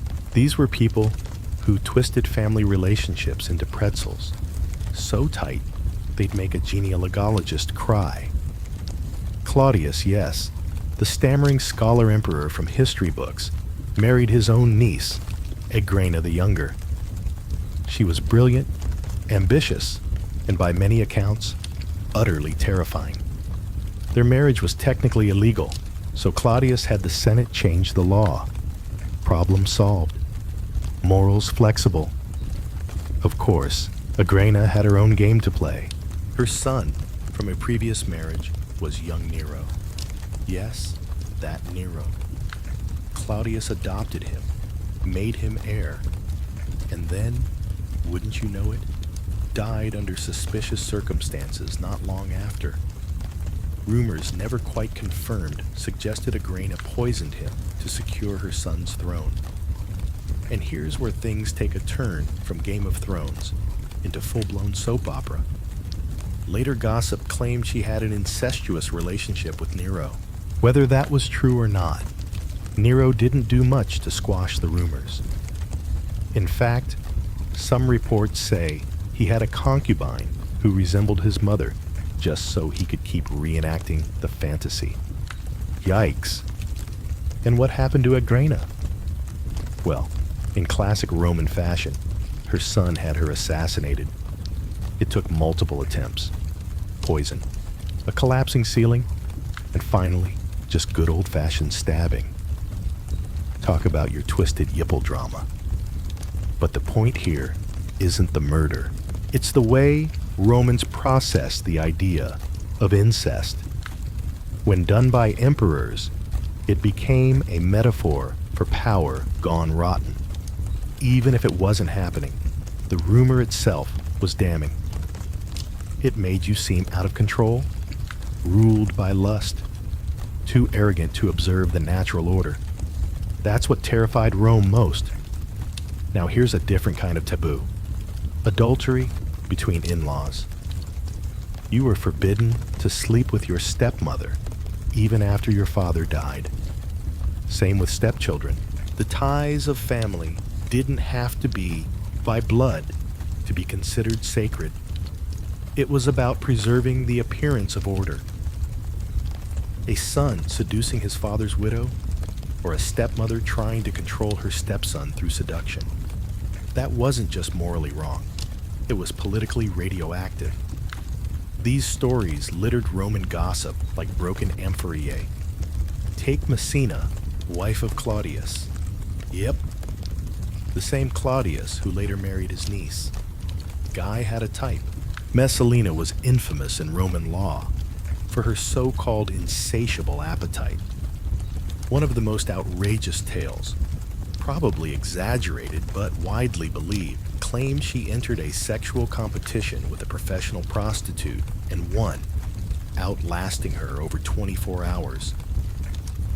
But the scandal that did her in wasn't the volume of her lovers. It was the boldness. She allegedly married her lover Gacilius while Claudius was away, attempting to set him up as emperor. Whether or not she actually tried to replace Claudius is debated, but the fact that she dared to blur the line between family and politics was enough. She was executed along with most of her inner circle. Because in Rome, family and propriety wasn't just gross, it was a threat to power. And here's a weird little wrinkle. Despite their public revulsion toward incest, the Romans were weirdly tolerant of cousin marriages. Marrying your first cousin, fine, encouraged, even if it helped to keep wealth in the family. The line was drawn much closer to the core. Siblings, no. Parents or children? Definitely no. But cousins, perfectly acceptable. It's a reminder that Roman taboos were about social boundaries, not biology. If it didn't destabilize the structure, it was allowed. Now, if you really want to dive into the dark end of the pool, you get into stories that were meant to shock even by Roman standards. Caligula, for example, was said to have slept with all three of his sisters. He brought one of them, Drilla, with him to public ceremonies like a wife. Some sources claim he declared her a goddess after her death. Others say he beat her to death while she was pregnant with his child. Was any of it true? Hard to say, but Caligula was so loathed, so infamously unstable that anything seemed plausible. And that tells you more about Rome than the man himself. So what do the scholars say? Some argue that incest rumors were political tools invented by rivals to paint a target as unfit to rule. Others believe that, while rare, incest did happen and was sometimes even ritualized, especially among imperial families trying to mimic divine or Eastern traditions. Either way, the fact that the Roman imagination kept circling back to incest tells you something about their fears, that the very intimacy meant to preserve family could also destroy it. And for ordinary Romans, the line between forbidden and merely frowned upon was blurry. Seducing your sister-in-law, scandalous, but survivable. Sleeping with your niece, not great, but maybe manageable if no one found out. But touch your own daughter, even by rumor. That was social death. Even the poets steered clear. Well, most of them. Ovid toyed with the idea once, but even he seemed to flinch. Here's a quirky detail. The Romans believed incestuous desire was a kind of madness. It wasn't just immoral, it was unnatural, like a river flowing backward. Some physicians even treated it as a disease of the morgue, with herbs and diet changes recommended to restore proper appetites. As if you could just salad your way out of an attraction to your cousin. By the time you step out of these twisted family tales, your stomach might feel a little sour. And that's okay. Not every part of Roman sexuality was celebratory or playful. Some of it was sickly sweet, like wine that's gone to vinegar. The elite especially lived in a pressure cooker of control, inheritance, and appearances. Sometimes they broke, sometimes they didn't care, and sometimes they destroyed everything around them just to feel something. You take a slow turn away from the poisoned, slick corridors of dynastic drama, half hoping things might lighten up. Spoiler, they don't. Because now you're walking into the lion's den, the imperial palace, and no matter how wide the halls, how smooth the marble, or how delicately the incense coils through the air, you can't help but feel the weight of power here. That's because you're entering the bedrooms of Rome's emperors. And if you thought the scandals ended with the Senate, well, welcome to the next level. Tonight, you're unwrapping the twisted appetites of men who ruled the world and didn't think the rules applied to them. Let's begin with Caligula, because of course we are. He ruled for just 4 years, but what a 4 years they were. To this day, no emperor's name is more synonymous with sexual madness. He's described as sleeping with his sisters, turning the palace into a brothel, and ordering noble women to perform like prostitutes at private orgies. Some say he even held dinner parties where couples were paired off, ordered into side rooms, and then judged on their performance when they returned. How much of this is true? That's the eternal debate. The sources Suetonius Cassius Dio Tacitus wrote decades later, and they clearly hated him. But even if only a fraction is real, it paints a picture of absolute power with zero boundaries. Caligula's supposed act of sexual cruelty, publicly bedding the wives of senators at banquets, not in secret, in full view of everyone or close enough. The ultimate move of dominance, taking not just a man's wife, but his status, his pride, his face. Afterward, he'd brag about the experience, sometimes even giving reviews.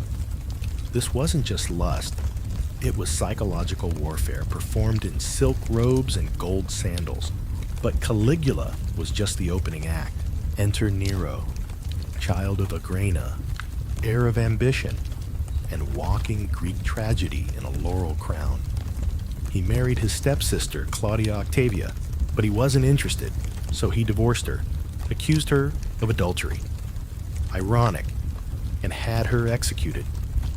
Then he moved on to his mistress, Poppaea Sabina, who he supposedly kicked to death while she was pregnant.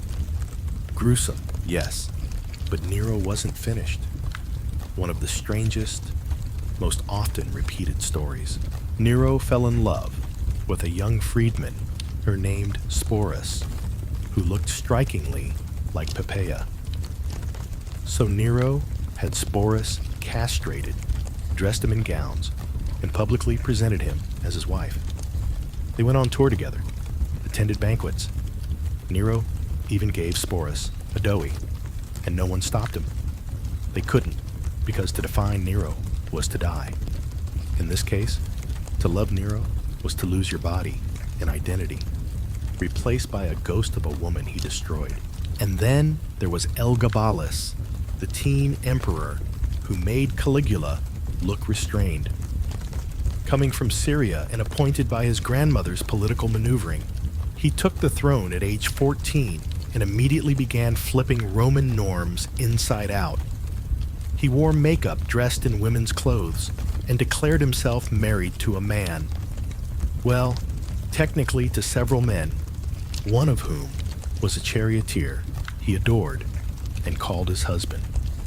He had wives too, 5 of them, and one of them was a Vestal virgin, an act that was both legally forbidden and cosmically sacrilegious. That's the ancient Roman equivalent of marrying the Pope. Live on stage while drunk. Elagabalus built a temple to his sun god and allegedly had himself circumcised, wore jewels on his genitals, and offered huge rewards to doctors who could surgically alter him to become more female. Whether that last part was real, exaggerated, or metaphor for gender nonconformity is still debated. But it points to something bigger. Elagabalus wasn't interested in being Roman. Not in the traditional, straight-laced, straight-postured way. He wanted to exist outside the system, and Rome wasn't having it. He was murdered by his own guards at 17. His body dragged through the streets, thrown into the Tiber, all because he dared to live differently and publicly. Here's something scholars debate endlessly. Were these emperors truly depraved or just victims of hostile historians? Writers like Suetonius loved to scandalize. It made their work sell, so to speak. The problem is, the sources are often biased, written long after the emperors were dead, shaped by political spin. Maybe Nero didn't marry a castrated boy out of madness. Maybe it was grief, power, or a warped idea of love. Maybe Caligula wasn't mad, just cruel. Or maybe they really were as unhinged as described, and the sources didn't even capture the half of it. There's no CCTV, just whispers scratched into papyrus. And what about the emperors who weren't remembered for scandal? Augustus, for instance, built his entire image around modesty and tradition. But even he was rumored to have inspected young boys and girls before choosing his dinner companions. Tiberius, known for his withdrawn, later years on the island of Capri, was said to have kept minnows, children trained to perform sexual acts underwater for his amusement. Horrifying, yes, verifiable, hard to say, but the image stuck. And maybe that's the most Roman thing of all. Sex in the hands of emperors wasn't just about pleasure. It was about control, domination, theater, whether they were indulging quietly or parading their lovers through the forum. Emperors understood the power of erotic narrative. Sleep with a man, that's gossip. Be seen sleeping with a man, that's a political move. Take a senator's wife, that's a headline. Castrate a lover and call him your bride. That's an act of cultural rebellion with a side of trauma. Here's a quirky tidbit that puts it all into perspective. The Emperor Domitian, known for his cold demeanor, once passed a law making it illegal to castrate slaves, a move seen by many as oddly humane. And yet, Domitian himself was deeply superstitious, terrified of prophecy, and allegedly slept with his niece before later executing her. Because even when they tried to legislate decency, Rome's rulers couldn't help but bend back toward darkness. So, by the time you step out of the palace's shadow, down its polished steps, you feel less like you visited royalty and more like you've survived a fever dream. These weren't just rulers. They were cautionary tales draped in purple. Their appetites weren't just excessive. They were epic, grotesque, sometimes tragic, and always tangled up in power. In Rome, an emperor's bedroom was never just a bedroom. It was a stage, and what happened there could make or unmake an empire. You leave the echoing halls of the imperial palaces behind, letting the oppressive scent of burning myrrh and polished marble fade as you make your way down into the humbler, dustier quarters of the city, the alleyways, the workshops, the shared apartments of the insole. And here, tucked between the vendors hawking honey cakes and the kids kicking a pig's bladder down the street, is where another truth about a Roman sexuality flickers to life. Because for all its grand gestures and legal sermons, Rome had a surprisingly complex and evolving relationship with the same-sex attraction. And unlike what you may have heard, it wasn't just tolerated. It was structured, managed, and very, very Roman. Now, to be absolutely clear, the Romans didn't think about sexuality the way modern societies do. They didn't divide people neatly into straight or gay. They didn't argue about identities the way we do. What mattered wasn't who you desired. It was how you expressed that desire. And as always in Rome, that boiled down to power, status, role. If you were a freeborn Roman male, you were expected to dominate in all things: politics, business, and yes, sex. You could pursue women, of course, but also men, or rather boys. More specifically, younger males of lower status, slaves, freedmen, foreigners. The important thing was that you, the Roman citizen, were the active partner, the penetrator. To receive was to submit, and submission was not considered masculine. So a male citizen sleeping with another man wasn't scandalous unless he was on the receiving end. Then social death? That's where things get sticky. There were specific insults for men who were too soft, too willing, too pretty. Words like siniatis and pathicus were hurled like daggers in the street. Terms that implied not just sexual passivity, but moral weakness, effeminacy, a lack of control. Martial, Rome's snarkiest poet, laced his epics with them. If you wore your toga too loose, had your hair curled, or showed too much thigh at the bath, someone would inevitably make assumptions. This is where gender expression comes into the mix. Rome allowed for a broad range of behavior, behind closed doors. As long as the outward image of masculinity remained intact, a man could visit a brothel and hire a male prostitute. He could keep a beautiful slave boy for pleasure. He could even fall in love with a man, write poetry, weep about it. But if he let that affection change him, if he got too emotional, too submissive, too stylized, then he risked being seen not as romantic, but weak. Too much Greekness, the Romans would say. That was the insult. They blamed the Greeks for everything soft, sensual, or intellectually decadent. Which is ironic because Roman culture borrowed liberally from Greek homoerotic traditions.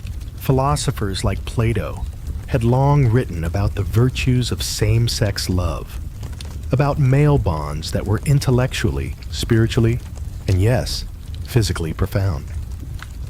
Roman elites, especially those trained in Greek literature, absorbed those ideas. Some embraced them, others mocked them. It depended on who was watching. One of the more curious practices was pedestry, the socially accepted mentorship-style relationship between an older mains and a younger wanhos. In Greece, this was often formalized, ritualized, even idealized. In Rome, less so. While young male slaves were often targets of older men's affections or exploitation, it wasn't framed as a noble bond. It was about access and power. A man could have a boy, but he wasn't supposed to care too much. Sentimentality was suspicious. And yet, it happened. Love bloomed in unlikely places, in letters, in poetry, in stolen moments. In fact, some Roman graffiti hints at this, scribbled in a tavern. I love Felix and he loves me. Another more pleading. Come back, Lucius. My bed is cold. These weren't just jokes. They were snapshots of longing written not for history books, but for hearts. The Emperor Hadrian, arguably one of the more dignified rulers, had a famous love affair with a Greek youth named Antininois. Unlike the crude obsessions of earlier emperors, this one seemed tender. When Antininois died under mysterious, probably tragic circumstances, Hadrian was devastated. He deified the boy, built statues, named cities after him, commissioned temples. It wasn't just mourning. It was an act of imperial love immortalized in marble. Even cynical Roman observers couldn't fully sneer at that. It was grief on a divine scale. Still, not everyone got the Hadrian treatment. Most same-sex relationships stayed hidden in private rooms, in coded poetry, or among the working-class spaces where rules relaxed. Male prostitutes, called exalti or synede, depending on who was describing them, were common in brothel. Some were flamboyant, some were discreet, some were young boys rented out by parents or masters. The line between work and abuse was razor thin. One historical oddity, the Lex Antinia, a vague Roman law that supposedly punished adult men who engaged in illicit acts with freeborn male youths. But the law was rarely enforced and usually only dragged out during political feuds when someone needed a reason to drag a rival through the mud. Accuse a senator of violating the law, and you might not convict him, but you'd stain his name. That was enough. Scholars today debate how open Roman same-sex culture really was. Some argue that it was largely repressed, that the fear of being labeled passive kept most men tightly guarded. Others point to the sheer volume of erotic art, graffiti, and literature and say, clearly, same-sex desire was woven into Roman life. It just had to play by different rules. The truth is probably both. Rome was a society obsessed with order, and so even love had to obey its rankings. But there were always those who didn't care, who loved anyway, who stepped outside the lines.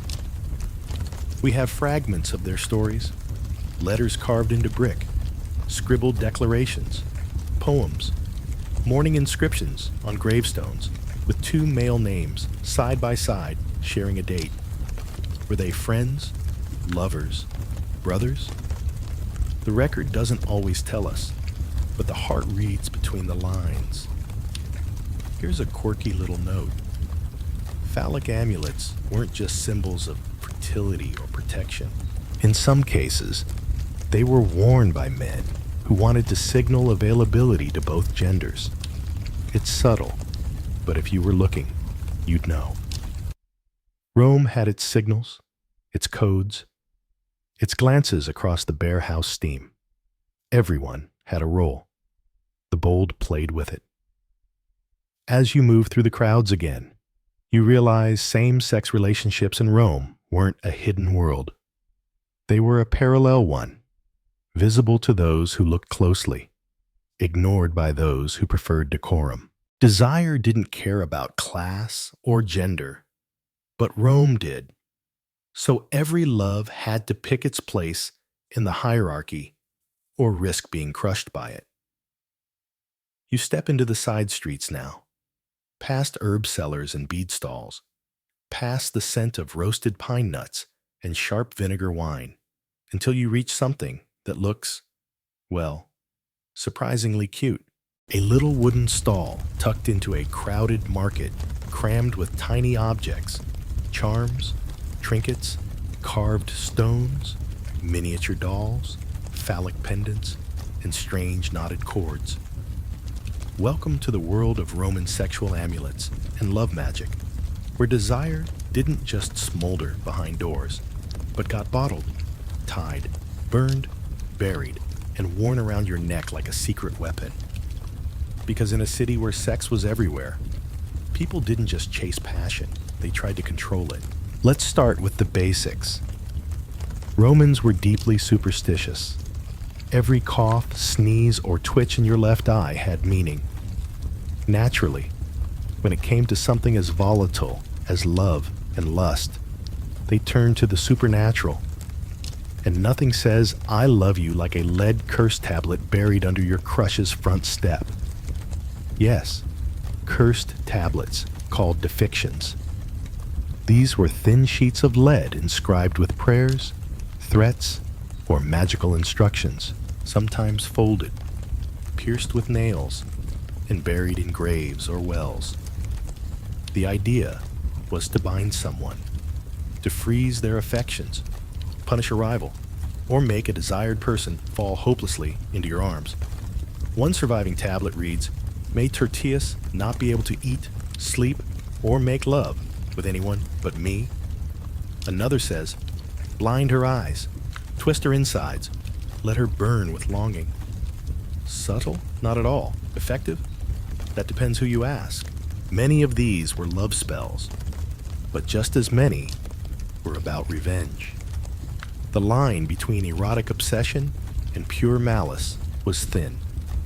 If your lover left you, you didn't cry into a pillow. You scribbled down their name, called on Mercury or Pluto, or some local underworld spirit, and buried that pain in the dirt, along with a fingernail clipping or a lock of hair if you were going full hardcore. The Romans didn't just feel love, they weaponized it. But that's just one side of the coin. On the other end were the charms of attraction, the aphrodisiac amulets. These were lighter, flirtier, and usually a little cheeky. A common example, the fasten, the ever-present Roman phallus, turned into a pendant, door ornament, or wind chime. Some were simple, others had wings or little feet. You'd find them dangling from necklaces sewn into children's clothing carved into walls. Yes, children's clothing. Because they weren't considered sexual in the modern sense. They were protective symbols of virility, energy, life force. But depending on who was wearing it and how, it could send a very different message. There were velvet charms, too, though far less common. Some were carved into small objects and slipped into pouches with herbs meant to draw a lover's attention or enhance fertility. Others were baked into cakes for weddings, hidden among the raisins like a sexy fortune cookie. A bride might wear a charm to ensure her husband's desire never waned, or that it returned if it had already started to wander, which, let's be honest, was probably happening before the wedding wine was even poured. And then there were potions. Aphrodisiacs were big business in the ancient world. You've got your expected ones: oysters, honey, anise, wine. But then things get weird. Goat bile, ground up lizard tails, wolf toothoth powder, even Spanish fly, a bright beetle that was ground into a burning hot paste and mixed into drinks. It caused blisters, irritation, and occasionally death. But hey, no risk, no romance, right? Roman medical writers like Ply and Galen cataloged dozens of recipes for arousal and fertility. Some involved rubbing mixtures onto the thighs. Others were to be swallowed. Others still were burned as incense. While reciting incantations, one especially charming recipe advised men to carry a dried mouse in a leather pouch during sex to ensure stamina. Another recommended boiling onions in donkey to milk for a pre-intercourse tonic. If that doesn't scream irresistible, nothing will. But magic wasn't just for lovers. Jealous spouses used it too. A woman might hang a charm over her door to keep rival women away. A man might sneak a cursed object under his wife's bed if he suspected infidelity or just wanted to keep her docile. The overlap between sex control and the supernatural was constant. When trust failed, magic stepped in. You'll even find references to love magic in Roman literature. In Ovid Amorus, he jokes about women tying love knots and mixing secret potions. In The Golden Ass by Apollos, we get a more sinister look. A witch seduces, manipulates, and curses with erotic spells, turning desire into destruction. These stories both mocked and acknowledged a cultural truth. Romans believed in this stuff, maybe not always literally, but emotionally. Magic gave them a way to express fear, hope, and longing in a world ruled by hierarchy and law. Here's a quirky twist for you. Some love spells were written backward, or in magical gibberish, not because the gods preferred gibberish, but because it added a layer of mystery. The harder it was to read, the more powerful it felt. Some even included strings of nonsense syllables, like magical passwords. Abracadabra has roots in ancient charms. And yes, people paid for these. They bought them in markets from street magicians, old women with wrinkled hands and too many teeth, or shady scribes who promised results by the next full moon. And of course, there were scams. You knew that already. Not all love charms were made with divine intervention. Some were just a clever way to charge desperate people for herbs and shiny trinkets. A lovesick merchant hands over a coin for a guaranteed seduction spell, only to discover it's just crushed mint and beetroot juice. But in a way, it still works. Belief was part of the magic. Scholars debate how seriously Romans took all this. Was it mainstream fringe? Most agree it was somewhere in the middle. The educated elites scoffed publicly at love magic. But many of them also quietly hired someone to curse a rival or boost their bedroom luck. Even the Emperor Augustus had magical protections placed in his home, including phallic charms above the doors and secret inscriptions to ward off envy. Because when it came to power and pleasure, no one wanted to leave anything to chance. as you step back into the sunlight, one of those little charms dangling from your fingers like a forgotten souvenir, you realize something strange. Rome didn't separate sex from spirituality. They overlapped, intertwined. Lust was divine, dangerous, delicate. And if you couldn't earn someone's love with status or poetry, you could always bury a spell under their garden path and hope the gods or ghosts answered.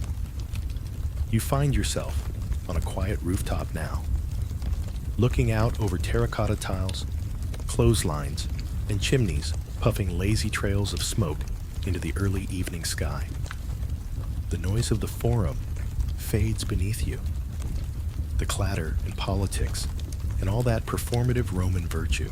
Up here, it's a little different, a little more daring, because you're about to meet the rarest figures in Rome's erotic landscape.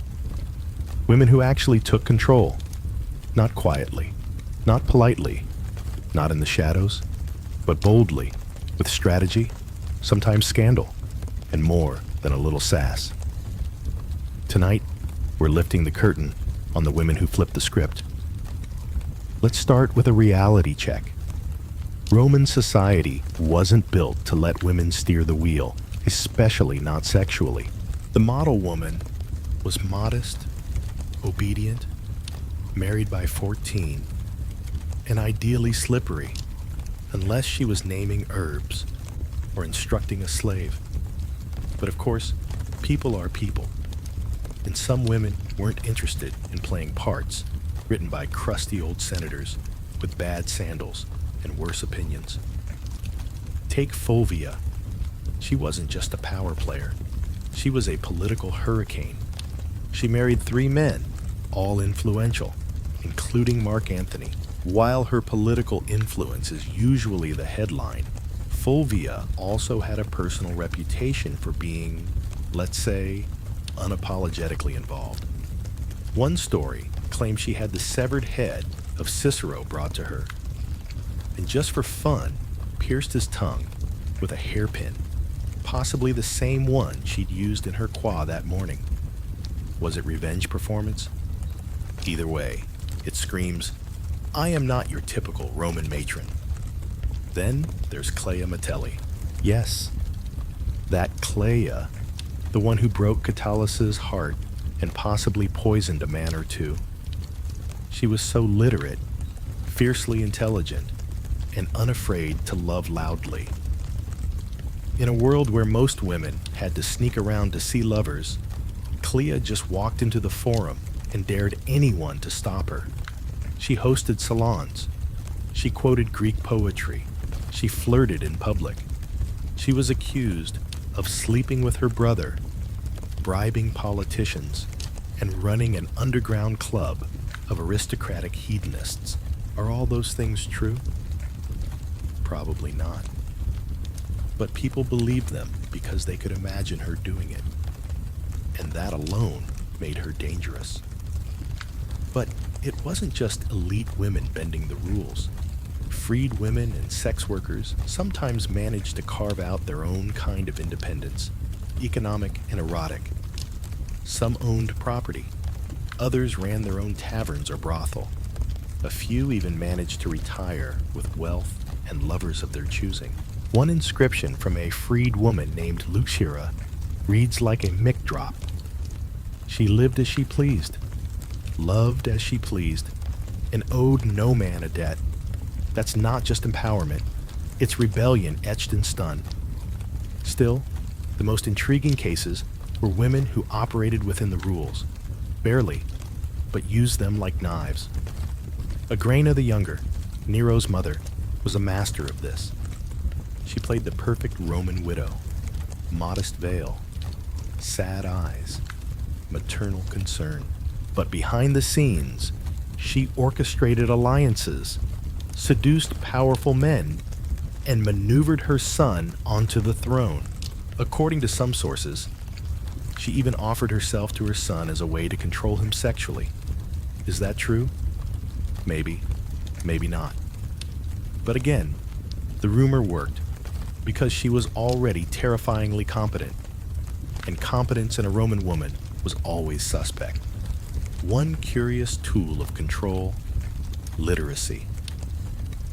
Roman women weren't supposed to read or write fluently. That was for scribes, poets, and men who liked to show off their Greek.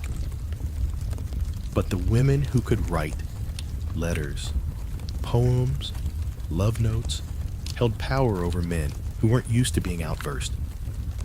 Sulpicia, whose poetry still survives, didn't ask for permission to love. She just wrote, "I am no ashamed to admit it. I chose him, and I delight in that choice. It's not a whisper. It's a roar dipped in ink." Now scholars will debate endlessly. Thus were these women exceptions, or do they hint at a broader undercurrent? Some argue they were rare outliers, unique and privileged. Others suggest that more Roman women were subverting expectations all the time, just more discreetly. After all, power doesn't always look like marching into the Senate. Sometimes it looks like choosing who to let into your bed and why. Even fashion could be a form of rebellion. The standard Roman woman wore a stola, a long and modest garment that practically screamed, "I'm respectable." But some women abandoned the stola for the more revealing Greek-style tunics. This wasn't just a wardrobe choice. It was a statement. Roman men lost their minds over it. Poets accused them of a promiscuity. Moralists clutched their scrolls, but the women didn't stop. Some wore perfume heavily. Some painted their cheeks. These weren't random choices. They were signals. I am not here to be quiet. Let's talk about Roman cosmetics for a second. While the average matron might apply a bit of rouge with crushed rose petals, bolder women experimented with elaborate hair dyes, saffron eyeshadow, and lip color made from mulberries, or disturbingly cinnabar, a toxic mercury compound. They wore jewelry that jingled, cloaks in rich purple tones, normally reserved for aristocrats, and snake-patterned sandals. They weren't dressing for subtlety. They were dressing like they owned the damn street. Here's a quirky footnote. In some cases, Roman women wrote their names above their lovers on graffiti, a reversal of the usual order. It seems like nothing, right? But in a world that treated women's names as private, almost sacred, writing it publicly and boldly, especially linked to a romantic conquest, was an act of defiance. "I love Scundus," reads one wall. "He is mine. Not beloved by or sought by, just mine." That's the whole game right there. Even inside marriages, women could find subtle ways to assert control. They learned how to manipulate inheritance laws, how to secure property through carefully worded wills, how to maneuver alliances through their children. A clever Roman matron could turn her home into a fortress of quiet influence. She might not be able to vote, but she could decide who got her daughter's hand. She could shape the next generation of Rome, one subtle word at a time. Of course, these acts of power came with consequences. Women who stepped too far out of line were smeared as nymphomaniacs, witches, or traitors. Roman literature is full of panicked warnings about the woman who reads too much, talks too much, or wants too much. But the fear itself, that's proof of the threat. If Rome had truly believed women were powerless, it wouldn't have worked so hard to keep them in line. By the time you step down from that rooftop, the light fading into the kind of soft orange that makes every scandal seem like a legend, you realize something. Roman women were never just scenery. Some endured, some escaped, some seduced, some ruled, and some did all of it without ever asking permission. Now, take a deep breath. Not a metaphorical one, a real one, because the air is about to change. You're walking downhill now, through Rome's greasiest streets, where the stone is slick with spilled wine, and who knows what else. The perfume of Venus has given way to the sharper scent of sweat, smoke, and cheap oil lamps. You're heading into the red light district, Rome Sabura, and tonight you're stepping inside the lupanar, the brothel, where the realities of sex were carved into stone and priced by the hour. Let's just say up front, Roman brothel weren't coy. The word lupanar literally means wolf den, and prostitutes were often called lupe, she-wolves. Whether that's empowering or dehumanizing depends on how you look at it. But the metaphor stuck. And if you're imagining a shadowy building tucked discreetly into a back alley, think again. These places were loud, bold, and sometimes even advertised their services with pictures and graffiti right outside the door. The idea of privacy that belonged to the upper classes step inside. The rooms are tiny, cramped, and shockingly uniform. Stone platforms barely wide enough for two, covered in straw or worn linen if you were lucky. The walls are decorated with fresco, showing various sexual positions, not as pornography, but as a kind of menu. Some art historians still debate whether these were meant to guide the customer or simply titillate. But most agree you were here to do business. And you knew what kind of business the moment you walked in. The women, and sometimes men working in these rooms, weren't just standing behind curtains waiting to be summoned. They were active participants in a cutthroat economy. Most were enslaved. Some were freed women trying to earn enough to stay independent. A few were born into the trade. They adopted aliases often playful or exotic. Cleanestra, Looper, Maritima. Others went by nicknames like All-Night Girl or Fast Hands. These names were tools, brand identities, if you will. Services were direct, no small talk. Payment was up front, usually in the form of a few copper coins. A standard session might cost between 2 and 8 asses. Yes, that was the actual name of the currency. And no, you're not wrong to laugh, which was roughly the price of a loaf of bread or a cup of cheap wine. For extra services or more time, you'd pay more. For wealthier clients, or those with very specific tastes, prices could skyrocket. And while some patrons came with coin, others came with favors. Brothel workers might accept goods, protection, gossip, or even influence in place of cash. After all, in a city powered by secrets, information was its own currency. Now, here's a detail that sounds like it's from a bad soap opera. Brothel workers often carved reviews into the walls. Things like, "Felix had me 3 times in one night, very strong." Or, "Maritima will not give change. Beware." Think of it as Yelp for the ancient world. Others etch crude poetry threats or confessions. One reads, "I've fallen in love with Theodora. May she take me for free, just once." Another simply says, "I came twice." Succinct, honest. Not all sex work happened in Lupanar, of course. Streetwalkers and tavern girls often did business out of wine shops, bathhouse, or alleyway doorways. These makeshift workplaces were less protected and often far more dangerous. Some workers marked their territory with symbols, phallic chalk drawings, coded gestures, even colored sashes, and many kept an eye out for police. Not because sex work was illegal, but because disrupting public order was. If things got too loud, too violent, or too visible, the authorities might crack down. Not out of morality, but out of concern for Rome's carefully curated appearance. There's still debate over how much autonomy any of these workers had. Some were managed by leanus or pimps who took a cut or all of their earnings.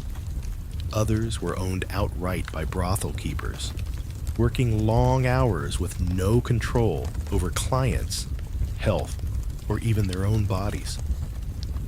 A few women, though, seem to have risen above it, buying their freedom, starting their own establishments, or partnering with other freed men. One inscription in Ostia honors a woman named Fina, who not only ran a profitable brothel, but left a will distributing her wealth to her children. It's a rare bright spot in a world that generally didn't care what happened to women who served behind a door with no lock. Even the architecture of brothel tells a story. Many had small windows overlooking the street, not for light, but for advertisement. Others had back doors for discreet exits, or for clients who didn't want to be seen entering. Some featured communal latrines, mere feet from the working rooms. There was nothing luxurious here.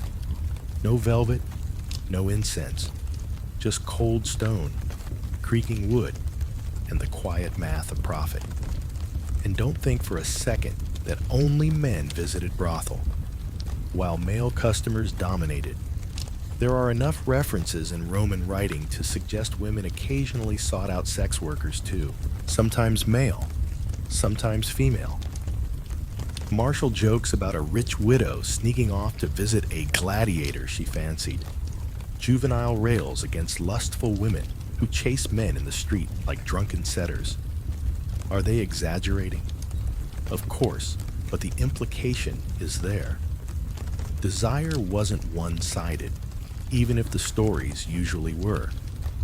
So, what did the average brothel experience feel like? Probably fast, transactional, and gritty, but maybe not entirely joyless. Some clients fell for workers. Some workers developed affections for regulars. Relationships of a sort formed. There are love inscriptions on brothel walls. Lucilla, my star. Sabina is the sweetest. Were they real? Were they honest? Who knows? But they existed. Here's a quirky side note. Some Roman brothel had rooms with raised stone platforms and built-in footrests, possibly for better leverage. This wasn't just utility, it was intended. Even Roman engineering got involved in the pursuit of profits and pleasure. Say what you will about the empire, it was efficient.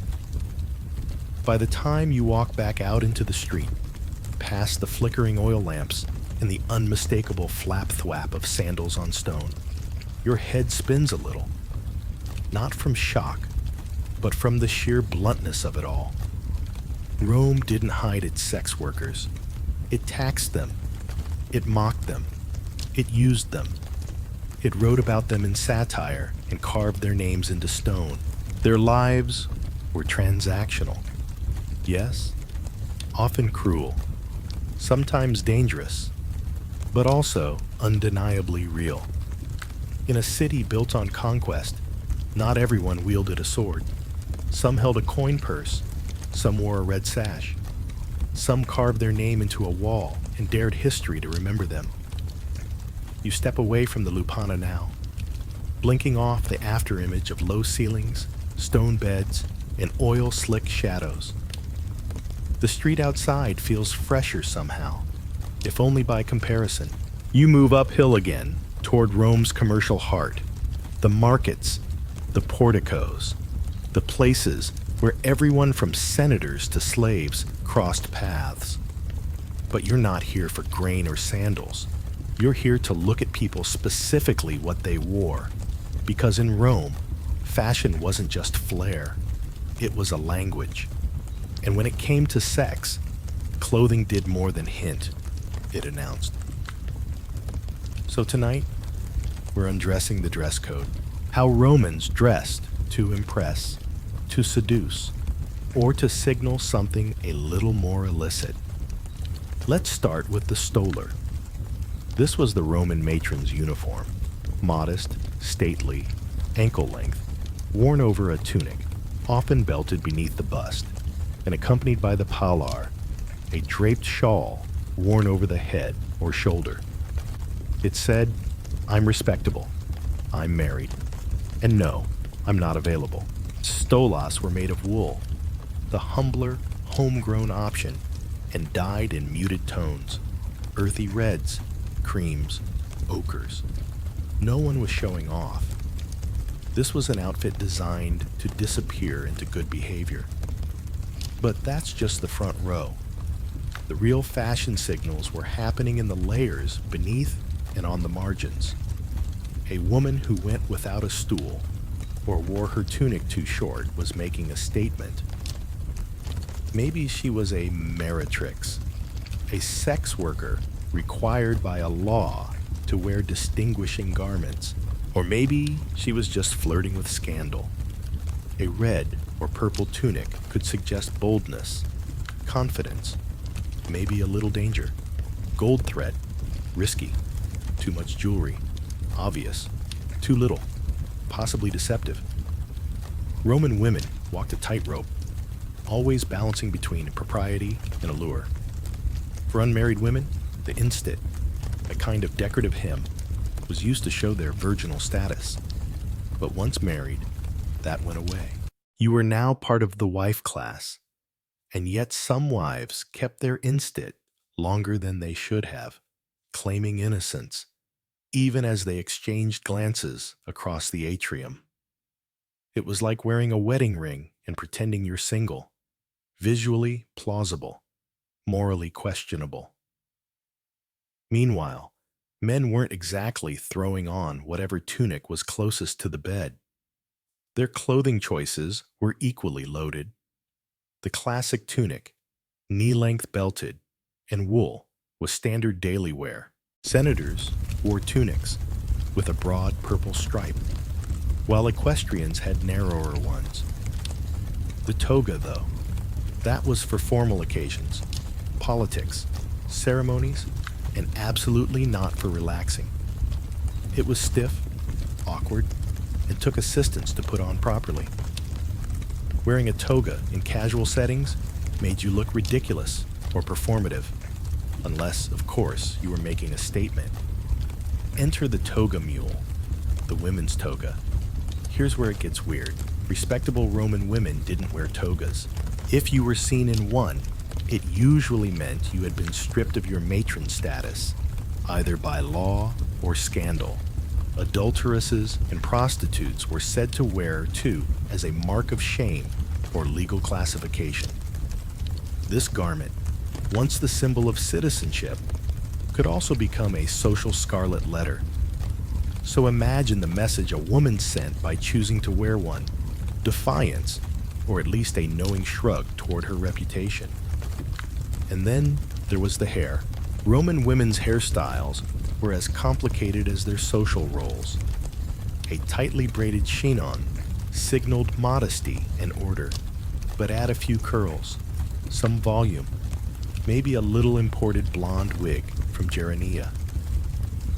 Suddenly, you're sending a different message. Extravagance, ambition, sexual confidence. Women in the imperial court had entire staff dedicated to their hairstyles, which could reach towering heights, literally woven with pearls, gold wire, even tiny sculpted pins shaped like animals, birds, or certain anatomical features. It was art, but it was also a billboard. Roman men weren't above grooming games either. A beard could signal mourning, but also Greek affectation. Clean shaven was standard for much of Roman history, especially among the upper class. It implied discipline, self-control, and access to personal slaves who shaved you without nicking your jugular. But during certain imperial reigns, beards came back in style, often signaling intellectualism or a connection to Greek culture. Whether that was sexy, it depends on your type, but at the very least, it suggested thoughtfulness, or someone trying very hard to appear thoughtful. Now let's talk nudity, because in Roman art, bodies were everywhere, muscled, idealized, often heroic. But in daily life, nudity was heavily context dependent. In the baths, normal. In the bedroom, expected. In the forum, absolutely not, unless you were being punished. Nakedness wasn't inherently erotic, but public nakedness was always political. Even exposing your chest could be a protest, especially for women. Vestal virgins, for example, were expected to remain covered at all times. A flash of skin from one of them wasn't just scandalous, it was blasphemous. Then there were erotic accessories. Some of these were subtle. A love charm tucked into a sleeve, a small phallic pendant worn beneath the tunic, scented oils rubbed into the wrists and behind the ears. Others were not. High-class courtesans might wear sheer fabrics imported from the East, diaphanous silks that left little to the imagination. One poet describes a woman's gown as being woven of whispers, an absolutely delicious way of saying basically see-through. Here's a quirky fashion trend you might not expect. Some Roman men wore breastplates, not into battle, but into bed. Erotic ones decorated with phallic imagery, or Venus symbols, designed to play into performance. Sex is theater. And while that may sound ridiculous, it was taken seriously enough to warrant high craftsmanship. If you're wondering how that works logistically, so are scholars. One more strange fact: the use of color in undergarments. Most Romans didn't wear much beneath their tunics. Maybe a sublaculum, a kind of loincloth or simple wrap. But some women, especially those performing in erotic dances or banquets, wore red or black under things as part of the tease.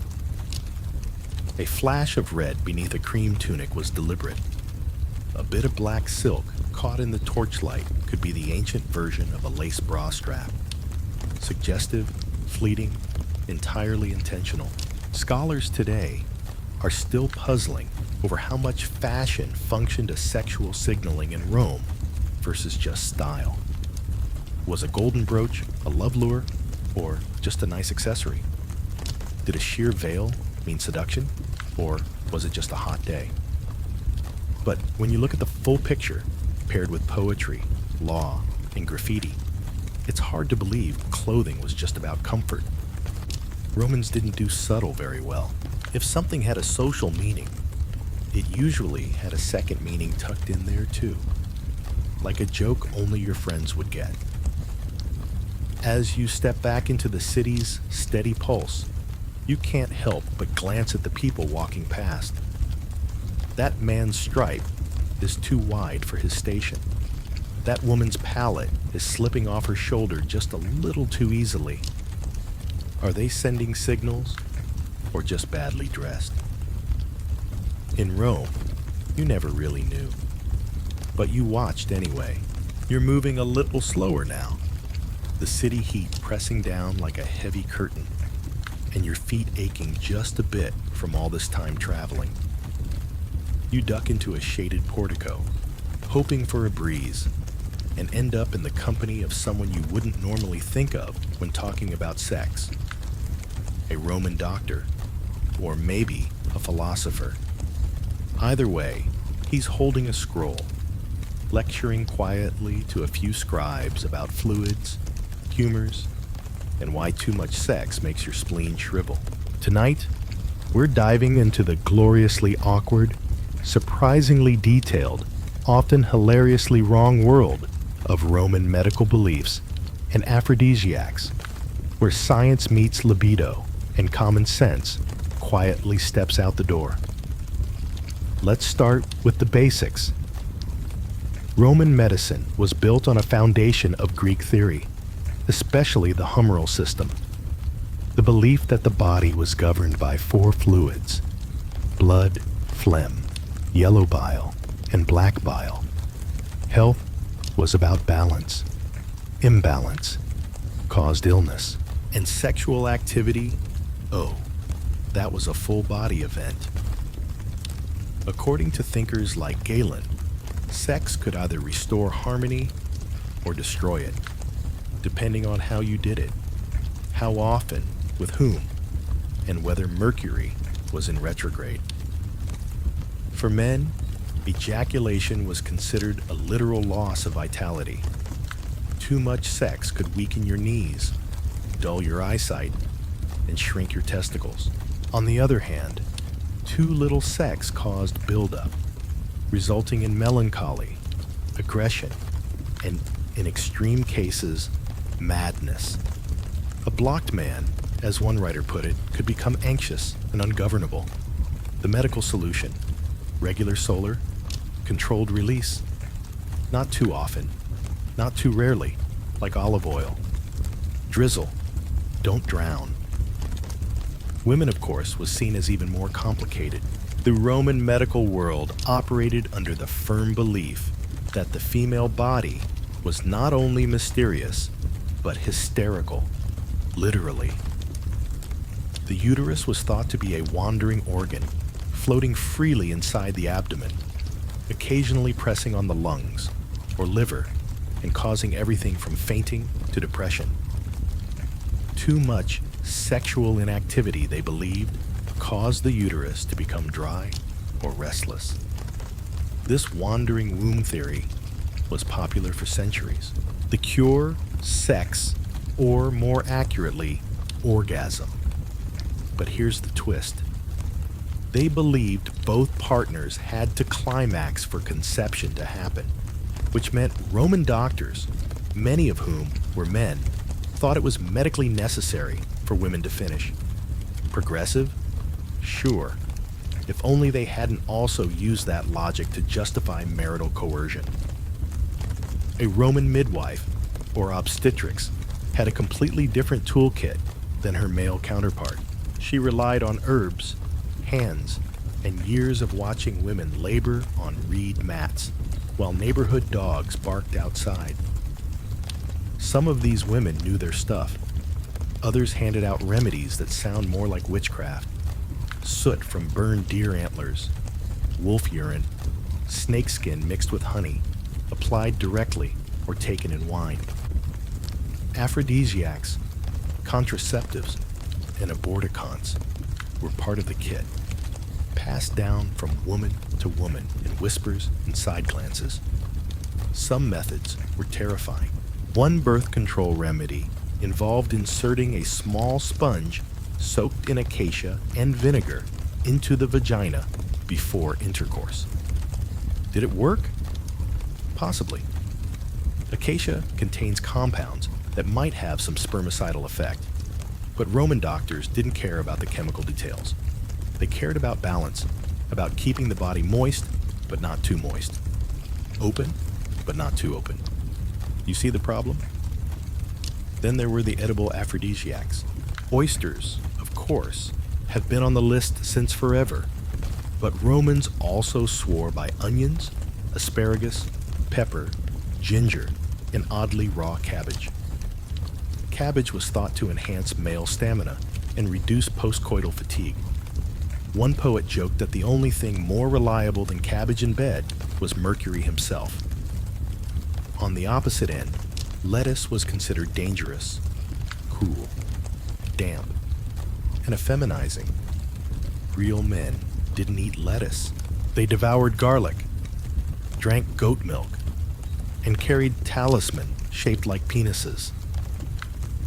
And there were plenty of talismans, amulets made from coral, amber, or jet, worn to boost desire or ward off impotence. One common method involved etching erotic spells onto wax figures. Tiny dolls of you and your desired partner, then melting them together over coals while chanting a rhyme. It was less 50 Shades, more Build-A-Bear meets black magic. Still, if your crush started blushing Whenever you were near, maybe it worked, or maybe it was the wine. But not all advice was sensual.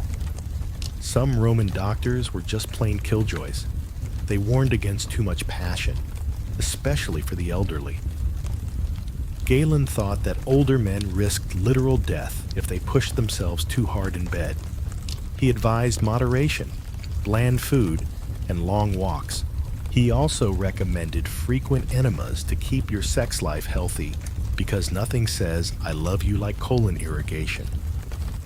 One Roman writer, Celsus, offered a whole list of symptoms for what we'd now call erectile dysfunction, though he put it more delicately: the failure of the member to rise with intention. His treatments range from warming pea kisses to gentle stimulation with hands, scented oils, and a positive attitude.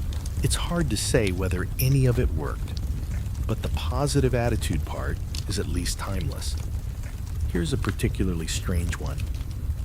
A recipe for a love potion involving roasted wolf liver and the ashes of a burned beehive ground into powder and mixed with your lover's spittle. You were supposed to carry the mixture in a pouch made from dolphin hide and wear it close to your heart. Did it smell good? Almost certainly not. Did it work? No idea. But again, belief was the real ingredient. And what about dreams? The Romans paid close attention to them, especially erotic ones. Dreaming of a lion was a sign of virility. Dreaming of being chased while naked, a warning of infidelity. One Roman dream interpreter claimed that dreaming of fire in your bed meant your partner was cheating. Another said it simply meant you were overdue for sex. Either way, your bedroom suddenly becomes a crime scene or a fire hazard. Scholars today try to make sense of all this by pointing out that ancient medicine wasn't just biology, it was worldview. The body was a microcosm of the universe. The planets affected your fluids affected your moods affected your love life. It was all connected, messy, and mostly wrong. But at the heart of it was a very human hope that we could fix our hearts and our loins with enough goat milk and mint oil. You leave the portico with a chuckle and a little more sympathy for the poor Roman trying to balance their libido with 4 bodily humors and a dream about fire. Sex wasn't just pleasure. It was danger, medicine, magic, and sometimes cabbage. You're heading out past the city gates now, where the air smells less like incense and sewage and more like cypress trees and distant pastures. It's calmer here. The crowd's thin. The sound of sandals on stone fades into the buzz of cicadas and the faint, rhythmic clank of tools from a vineyard nearby. You're no longer in the beating heart of Rome. You're in its quiet lungs, the countryside, the villas, the provinces. And while sex in the city gets all the headlines, tonight you're exploring what it looked like in the rural corners of the empire. Spoiler: it wasn't all sheep and serenity. Start with the villa. A wealthy Roman's country estate wasn't just a retreat. It was a power center. Land was everything. A villa was where politics got smoothed over with wine, where alliances were forged in bathhouse, and where, more privately, a whole other version of Roman intimacy unfolded. Away from the gaze of the Senate and the gossip-hungry crowds, Roman elites could indulge in behaviors that might have been risky or scandalous back home. And yet, this version of pleasure was less about decadence and more about control. Still deeply structured, still about hierarchy, the paterfamilias, head of the household, ruled the villa like a personal kingdom.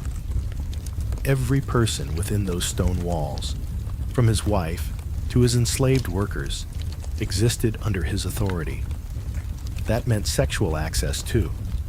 And out here, where the scrutiny was lighter, stories hint at masters exercising that access more freely and more quietly. Female slaves were often chosen to share the master's bed after a long day in the fields. Some were even raised and trained for that purpose. Their lives were not glamorous. It wasn't poetry. It was obligation, and usually expected to be discreet. Yet occasionally, discretion wasn't the point. Villa Gardens featured statuary, just as explicit as anything in the city.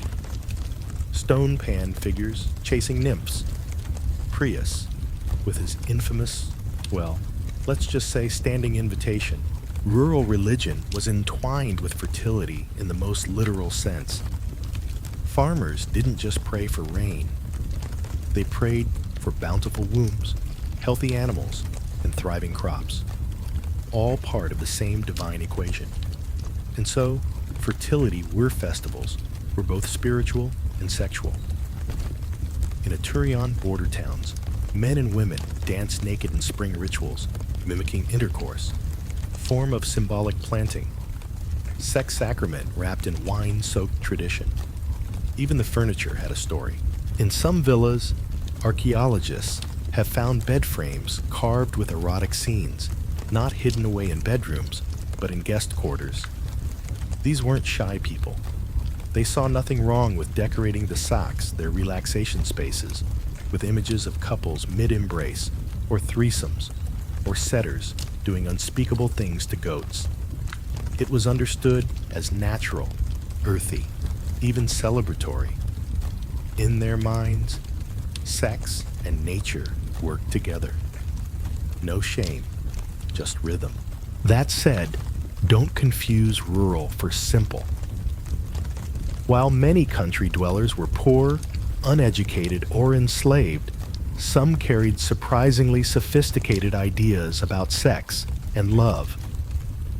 Inscriptions found on provincial gravestones in places like Gaul and Hispania describe husbands weeping for wives lost in childbirth, lovers honoring their partners with poetry carved in local dialects.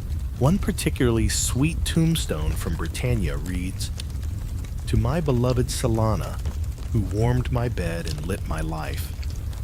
Not exactly of it, but there's something raw and real in that. And that brings us to provincial Rome, the edges of empire. Here, in places like Egypt, Syria, North Africa, and the frontier forts of Germania, Roman sexuality absorbed local flavors. Intermarriage was common. Roman soldiers took local wives or concubines. The gods of lust had different names and symbols, sometimes merging Venus with Isis, or Aphrodite with native deities of love and motherhood. In Alexandria, erotic spells mixed Greek, Egyptian, and Hebrew traditions. In Dacia, love charms were made of hammered tin and worn on the wrist like bangles. The further you got from Rome, the looser the rules became. Not necessarily wilder, but different. In some border towns, women had more freedom to initiate relationships or own property, which gave them a level of autonomy rarely seen in the city. Temple priestesses sometimes doubled as sacred prostitutes, continuing ancient traditions that predated Roman rule. In parts of Asia Minor, cults of fertility goddesses held rituals that involved dancing, feasting, and yes, sometimes communal sex. Was it love? Not quite, but it was celebration, ritual, a release of tension before the harvest or after war. Of course, not everything was free-spirited. In the military camps along the Rhine or Danube, sex was more regimented, both literally and culturally. Soldiers couldn't legally marry during their service, but many kept camp wives, unofficial partners who lived just outside the fort. Some relationships were tender, others exploitative. Children born of these unions were often claimed by the father after discharge, though some were left behind entirely. It all depended on the man's conscience, or lack of one. A peculiar fact in Germania: Roman soldiers often complained about local women being too tall, too loud, and too free with their opinions. Tacitus wrote about them with equal parts admiration and alarm. Meanwhile, Roman women described provincial men as barbaric but passionate. Translation: terrible table manners, great in bed. It's amazing how little that sort of review has changed in 2,000 years. And let's not forget the slaves who made these rural worlds run. In the countryside, enslaved people didn't just work. They lived entire lives largely invisible to history. And among them were love stories, quiet rebellions, moments of defiant joy. We find glimpses in graffiti carved into vineyard walls. Lucia loves Marcus, though he belongs to Didas. Stolen kisses behind the granary. Simple, defiant acts of intimacy in places where freedom was a luxury. Some scholars argue that the provinces were places of more sexual fluidity than Rome itself, less burdened by tradition, more open to hybrid customs. Others believe the opposite, that Roman colonizers imposed their rigid morality on the locals, reshaping rituals to fit their system. The truth probably lies in between. There was resistance, assimilation, reinvention. As always, sex was the smoke that rose from deeper fires. Identity, power, fear, longing. By the time you sit beneath a lone olive tree, watching two farmhands walk by with arms full of grapes and stories, it hits you. Sex in Rome wasn't confined to silk sheets and palatial scandal. It lived here too, in the dirt, in the ritual, in the quiet look shared between two people who had nothing except each other and a moment out of sight. The empire was vast, but desire traveled well. It spoke every language. It touched every village. It changed with the soil, but it never stopped blooming.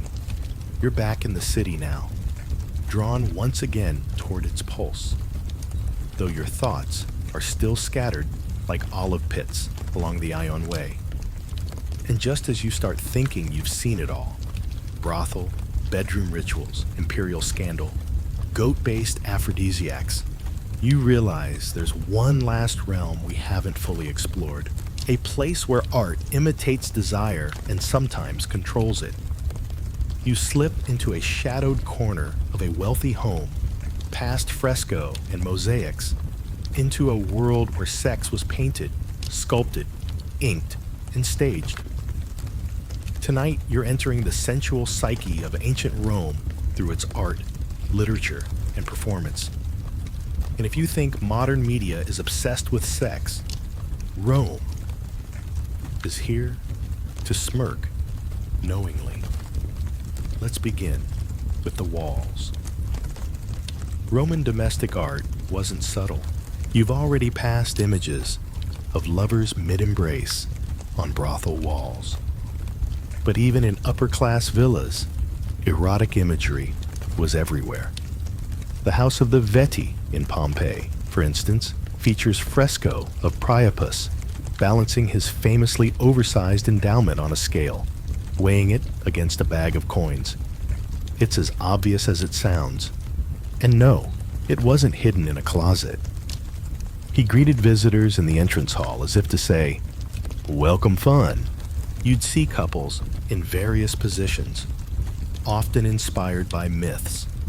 Leda and the Swan, Pan and the Goat, Venus and Mars. The art was meant to amuse, excite, maybe even impress. Look at how cultured weed we are. Look at what we get away with. In dining rooms, mosaics of Dian orgies were common. Bacchus, nymphs, satyrs, wild dances, limbs entangled in impossible shapes. It wasn't just decoration. It was invitation. Roman banquets could be sensual affairs, reclining on cushions, servants pouring wine, food eaten with fingers, music in the background. The artwork created atmosphere. It made lust feel philosophical. After all, if the gods were doing it, why shouldn't you? Even the small private spaces carried visual reminders. Oil lamps in the shape of lovers, pottery with graphic scenes, tiny bronze amulets with anatomical flair. One surviving gem, probably worn as a ring, depicts two figures in a pose that would make modern yoga instructors WSC. Were these everyday household items? Absolutely. Romans didn't shy away from the physical. They aestheticized it. They made it pretty, clever, and sometimes hilarious. Then there was the literature. Erotic poetry was one of Rome's most indulgent genres. Part confession, part performance art, part social commentary. Ovid is the name you probably know. His Assumptory of Love was a kind of how-to guide for seduction. What to say, how to dress, when to strike. He advised readers to attend gladiator games and to sit beside someone attractive so you could accidentally brush hands during a dramatic moment. Don't ignore her feet, he wrote. They tell the story her eyes won't. Not exactly subtle, and that was the point. Ovid didn't just glorify desire. He gave it rules. Technique 6, a structure. He treated seduction as a sport, but not everyone appreciated his literary libido. The Emperor Augustus eventually exiled him, citing a poem and a mistake. Most scholars believe the poem was a Surya and the mistake. Well, that's still debated. Possibly Ovid had insider knowledge of court scandal, or maybe Augustus just hated being outsexed on paper.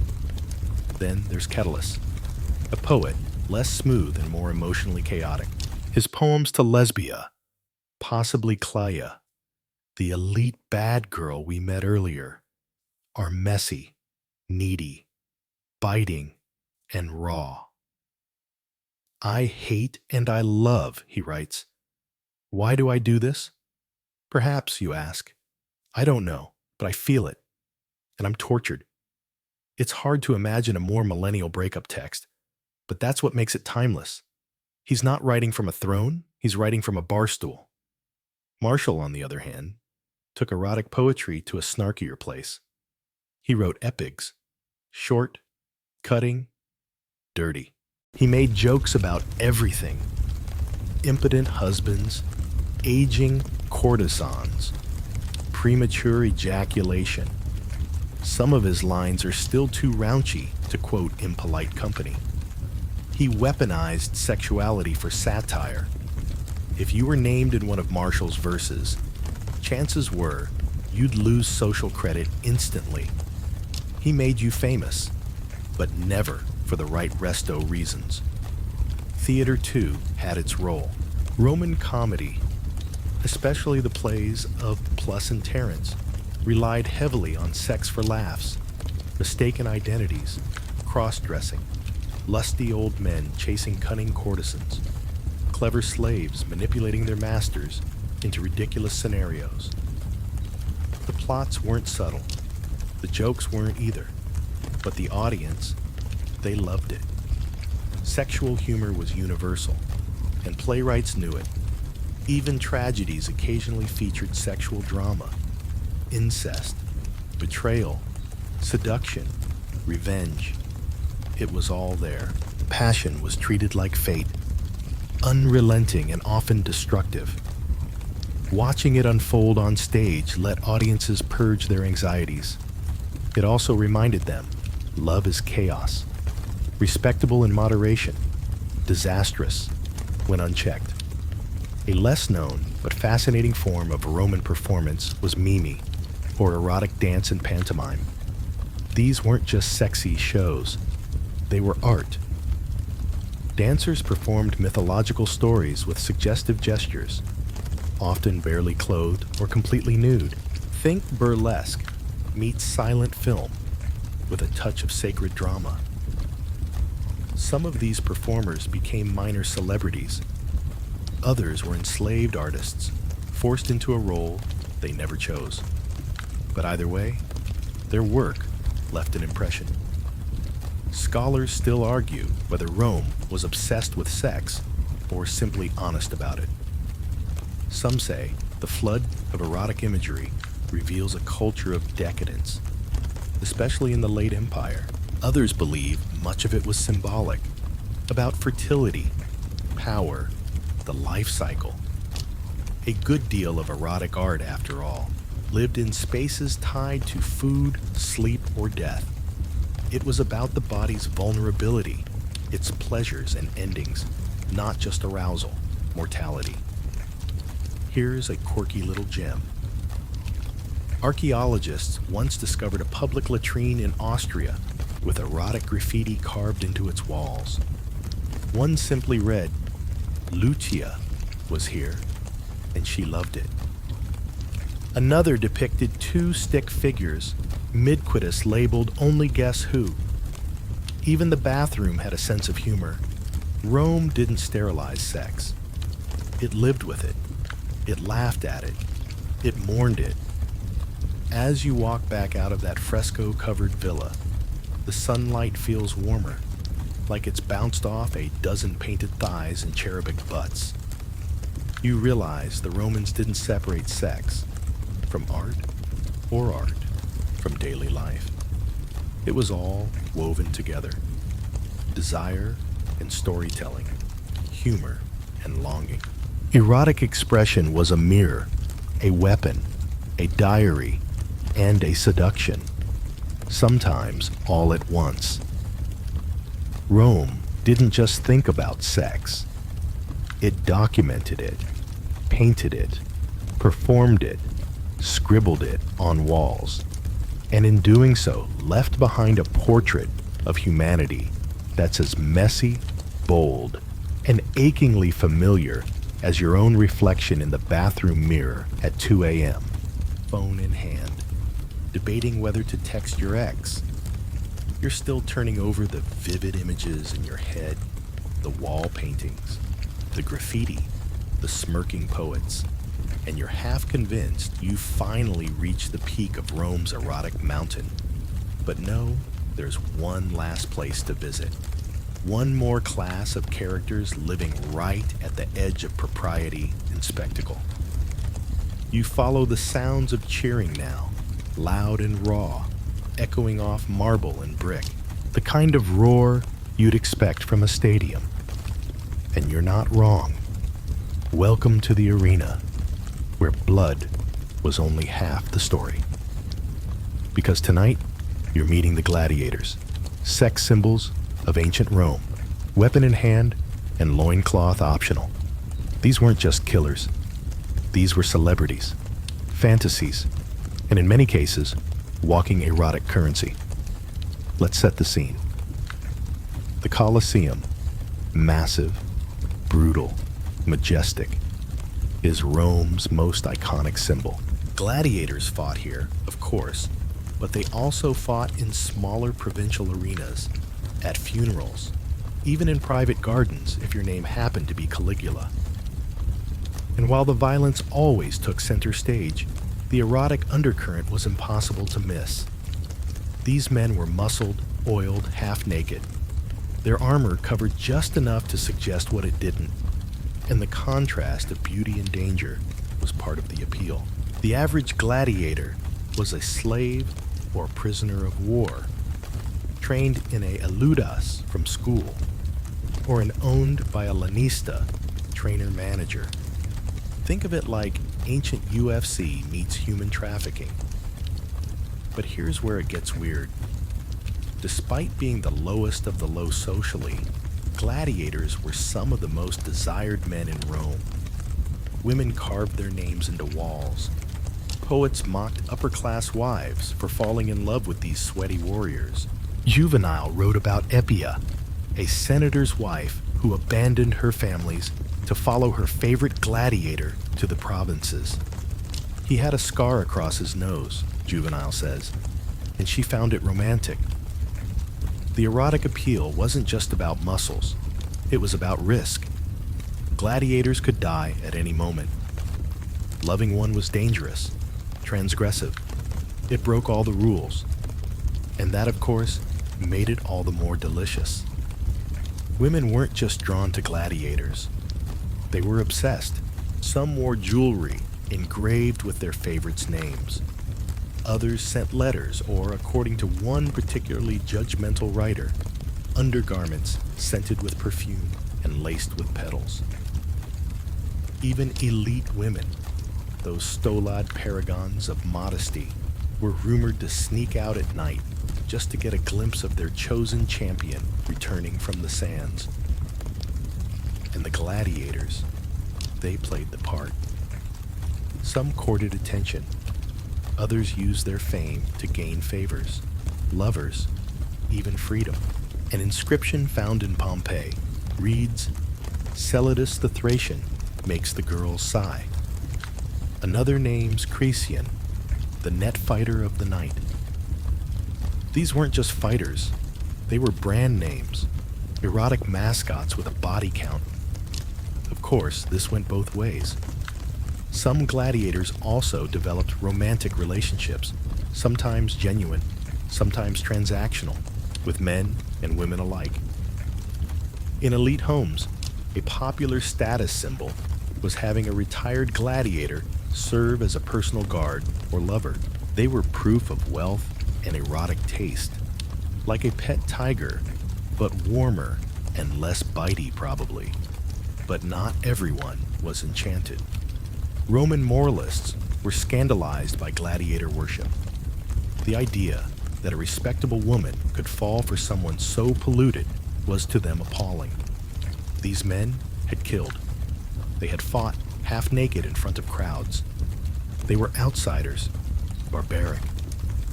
The whole arrangement challenged Rome's very ideas of status and sexual order. A gladiator loving a senator's wife. Unthinkable.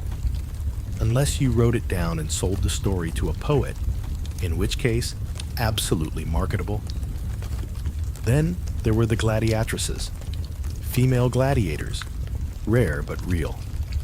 They didn't appear in every arena, and their fights were usually treated as novelties or festival entertainment, but they existed.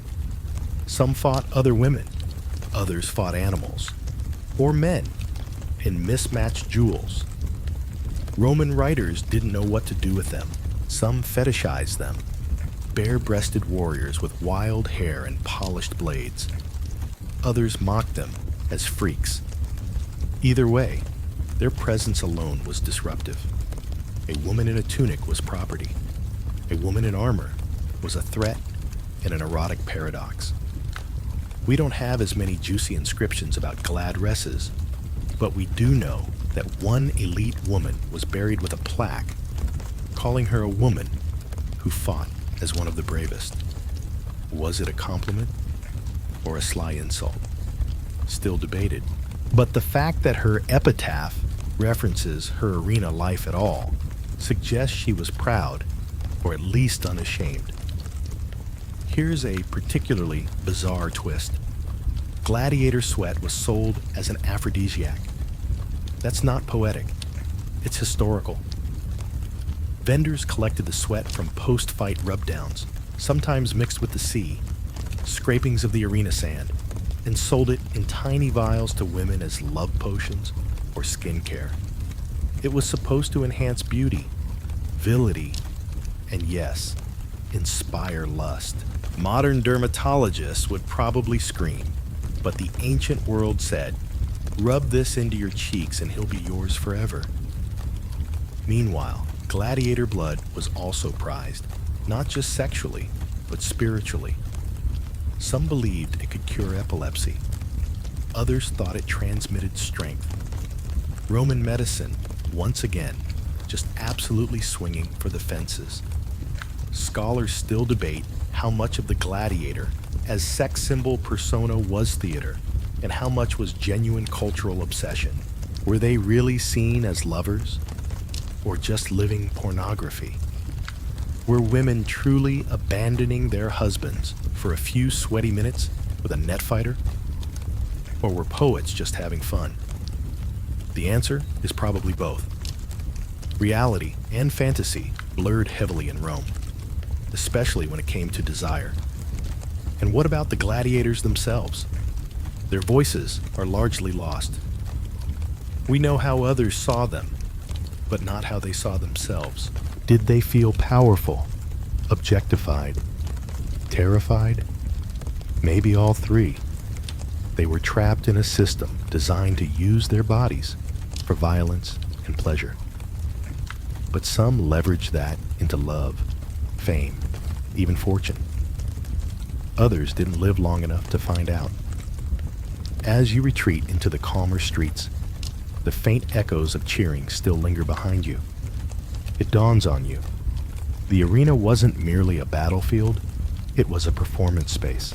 And in Rome, every performance bowed to two forces, Mars and Venus, war and allure. Often, the line between them vanished. Gladiators didn't just thrill crowds. They stirred desire, inspired awe, and drew tears. Now the night deepens. The ground radiates warmth as the city exhales beneath wavering torchlight. Rome doesn't sleep without a struggle. Somewhere, a feast continues. Dice click across stone tables. A secret rendezvous unfolds beneath ivy-wrapped arches. But your path leads elsewhere, toward the sacred and the strange. Not because desire has faded, but because it now carries deeper meaning. You're entering temples, groves, and shadowed sanctuaries where sexuality and divinity met. Romans were pragmatic in faith, gods for everything, from locks to lightning. When it came to love and lust, they had a whole pantheon. Venus ruled supreme, not just beauty, but desire itself. Her temples welcomed mirrors, scents, even garments from the bedroom as offerings. Devotees came not with shame, but with bold requests for love and luck and intimacy. Then came Priapus, the garden god famous for his exaggerated form. If Venus whispered romance, Priapus bellowed virility, unapologetically.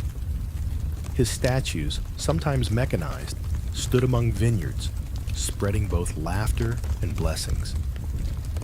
His worship was about fruitfulness, not modesty. Not all worship was lighthearted. Some bordered on frenzied. The cult of Cybele, Magna Mater, brought from Phrygia, introduced rituals led by male priests, the Galli, who in ecstatic devotion castrated themselves and adopted feminine identities. Their processions were loud, bloody, ecstatic. Romans were divided. Some revered, others recoiled. But the power of Cybele remained undeniable. Other priesthoods, like the Vestal Virgins, preserved fire and Rome's faith through chastity. Sworn to 30 years of abstinence, a broken vow meant death. Buried alive to protect the city's moral order.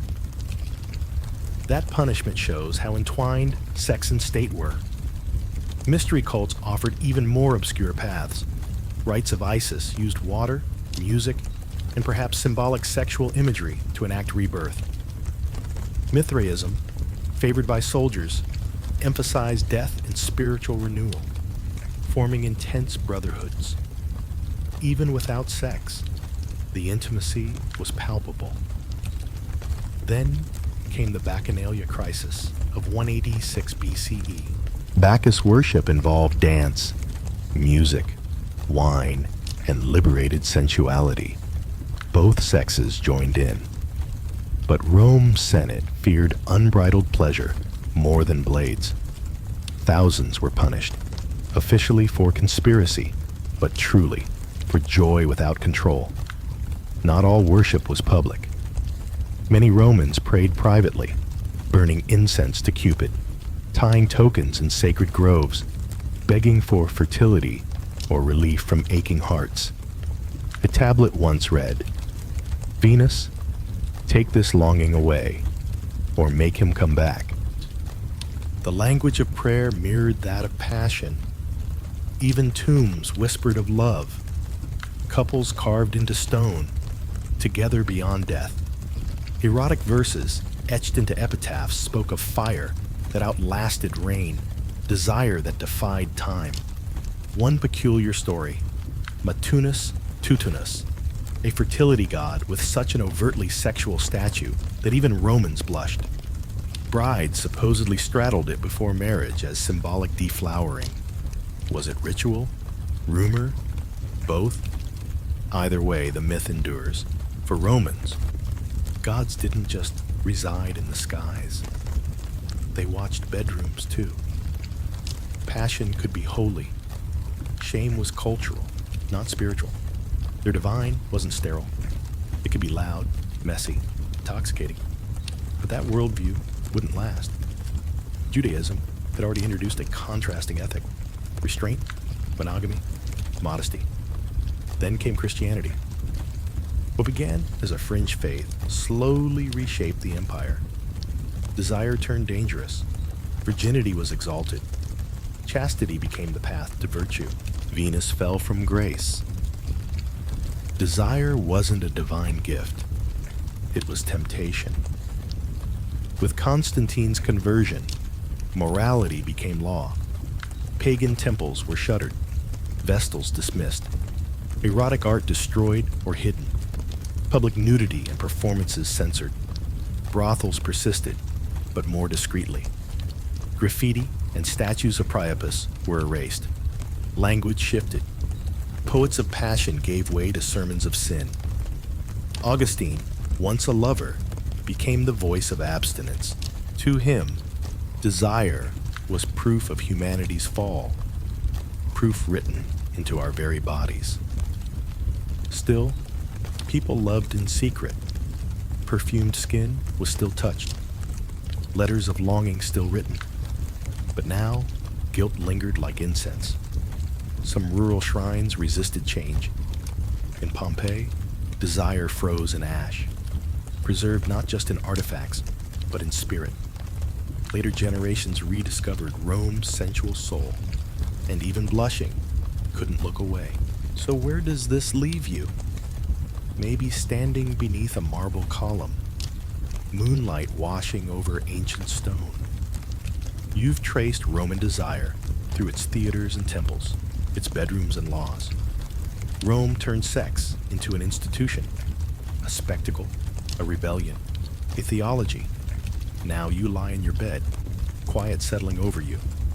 The epic of Roman sensuality has ended, but its echo remains. In every love letter, awkward date, forbidden thought, Rome lingers. Because Romans were like us. They longed to be seen, touched, remembered. They etched their hearts into stone, hoping someone would read them. So sleep well, traveler. You've earned it. May your dreams drift through perfumed courtyards, whispered poems, and one very tasteful fresco of Priapus.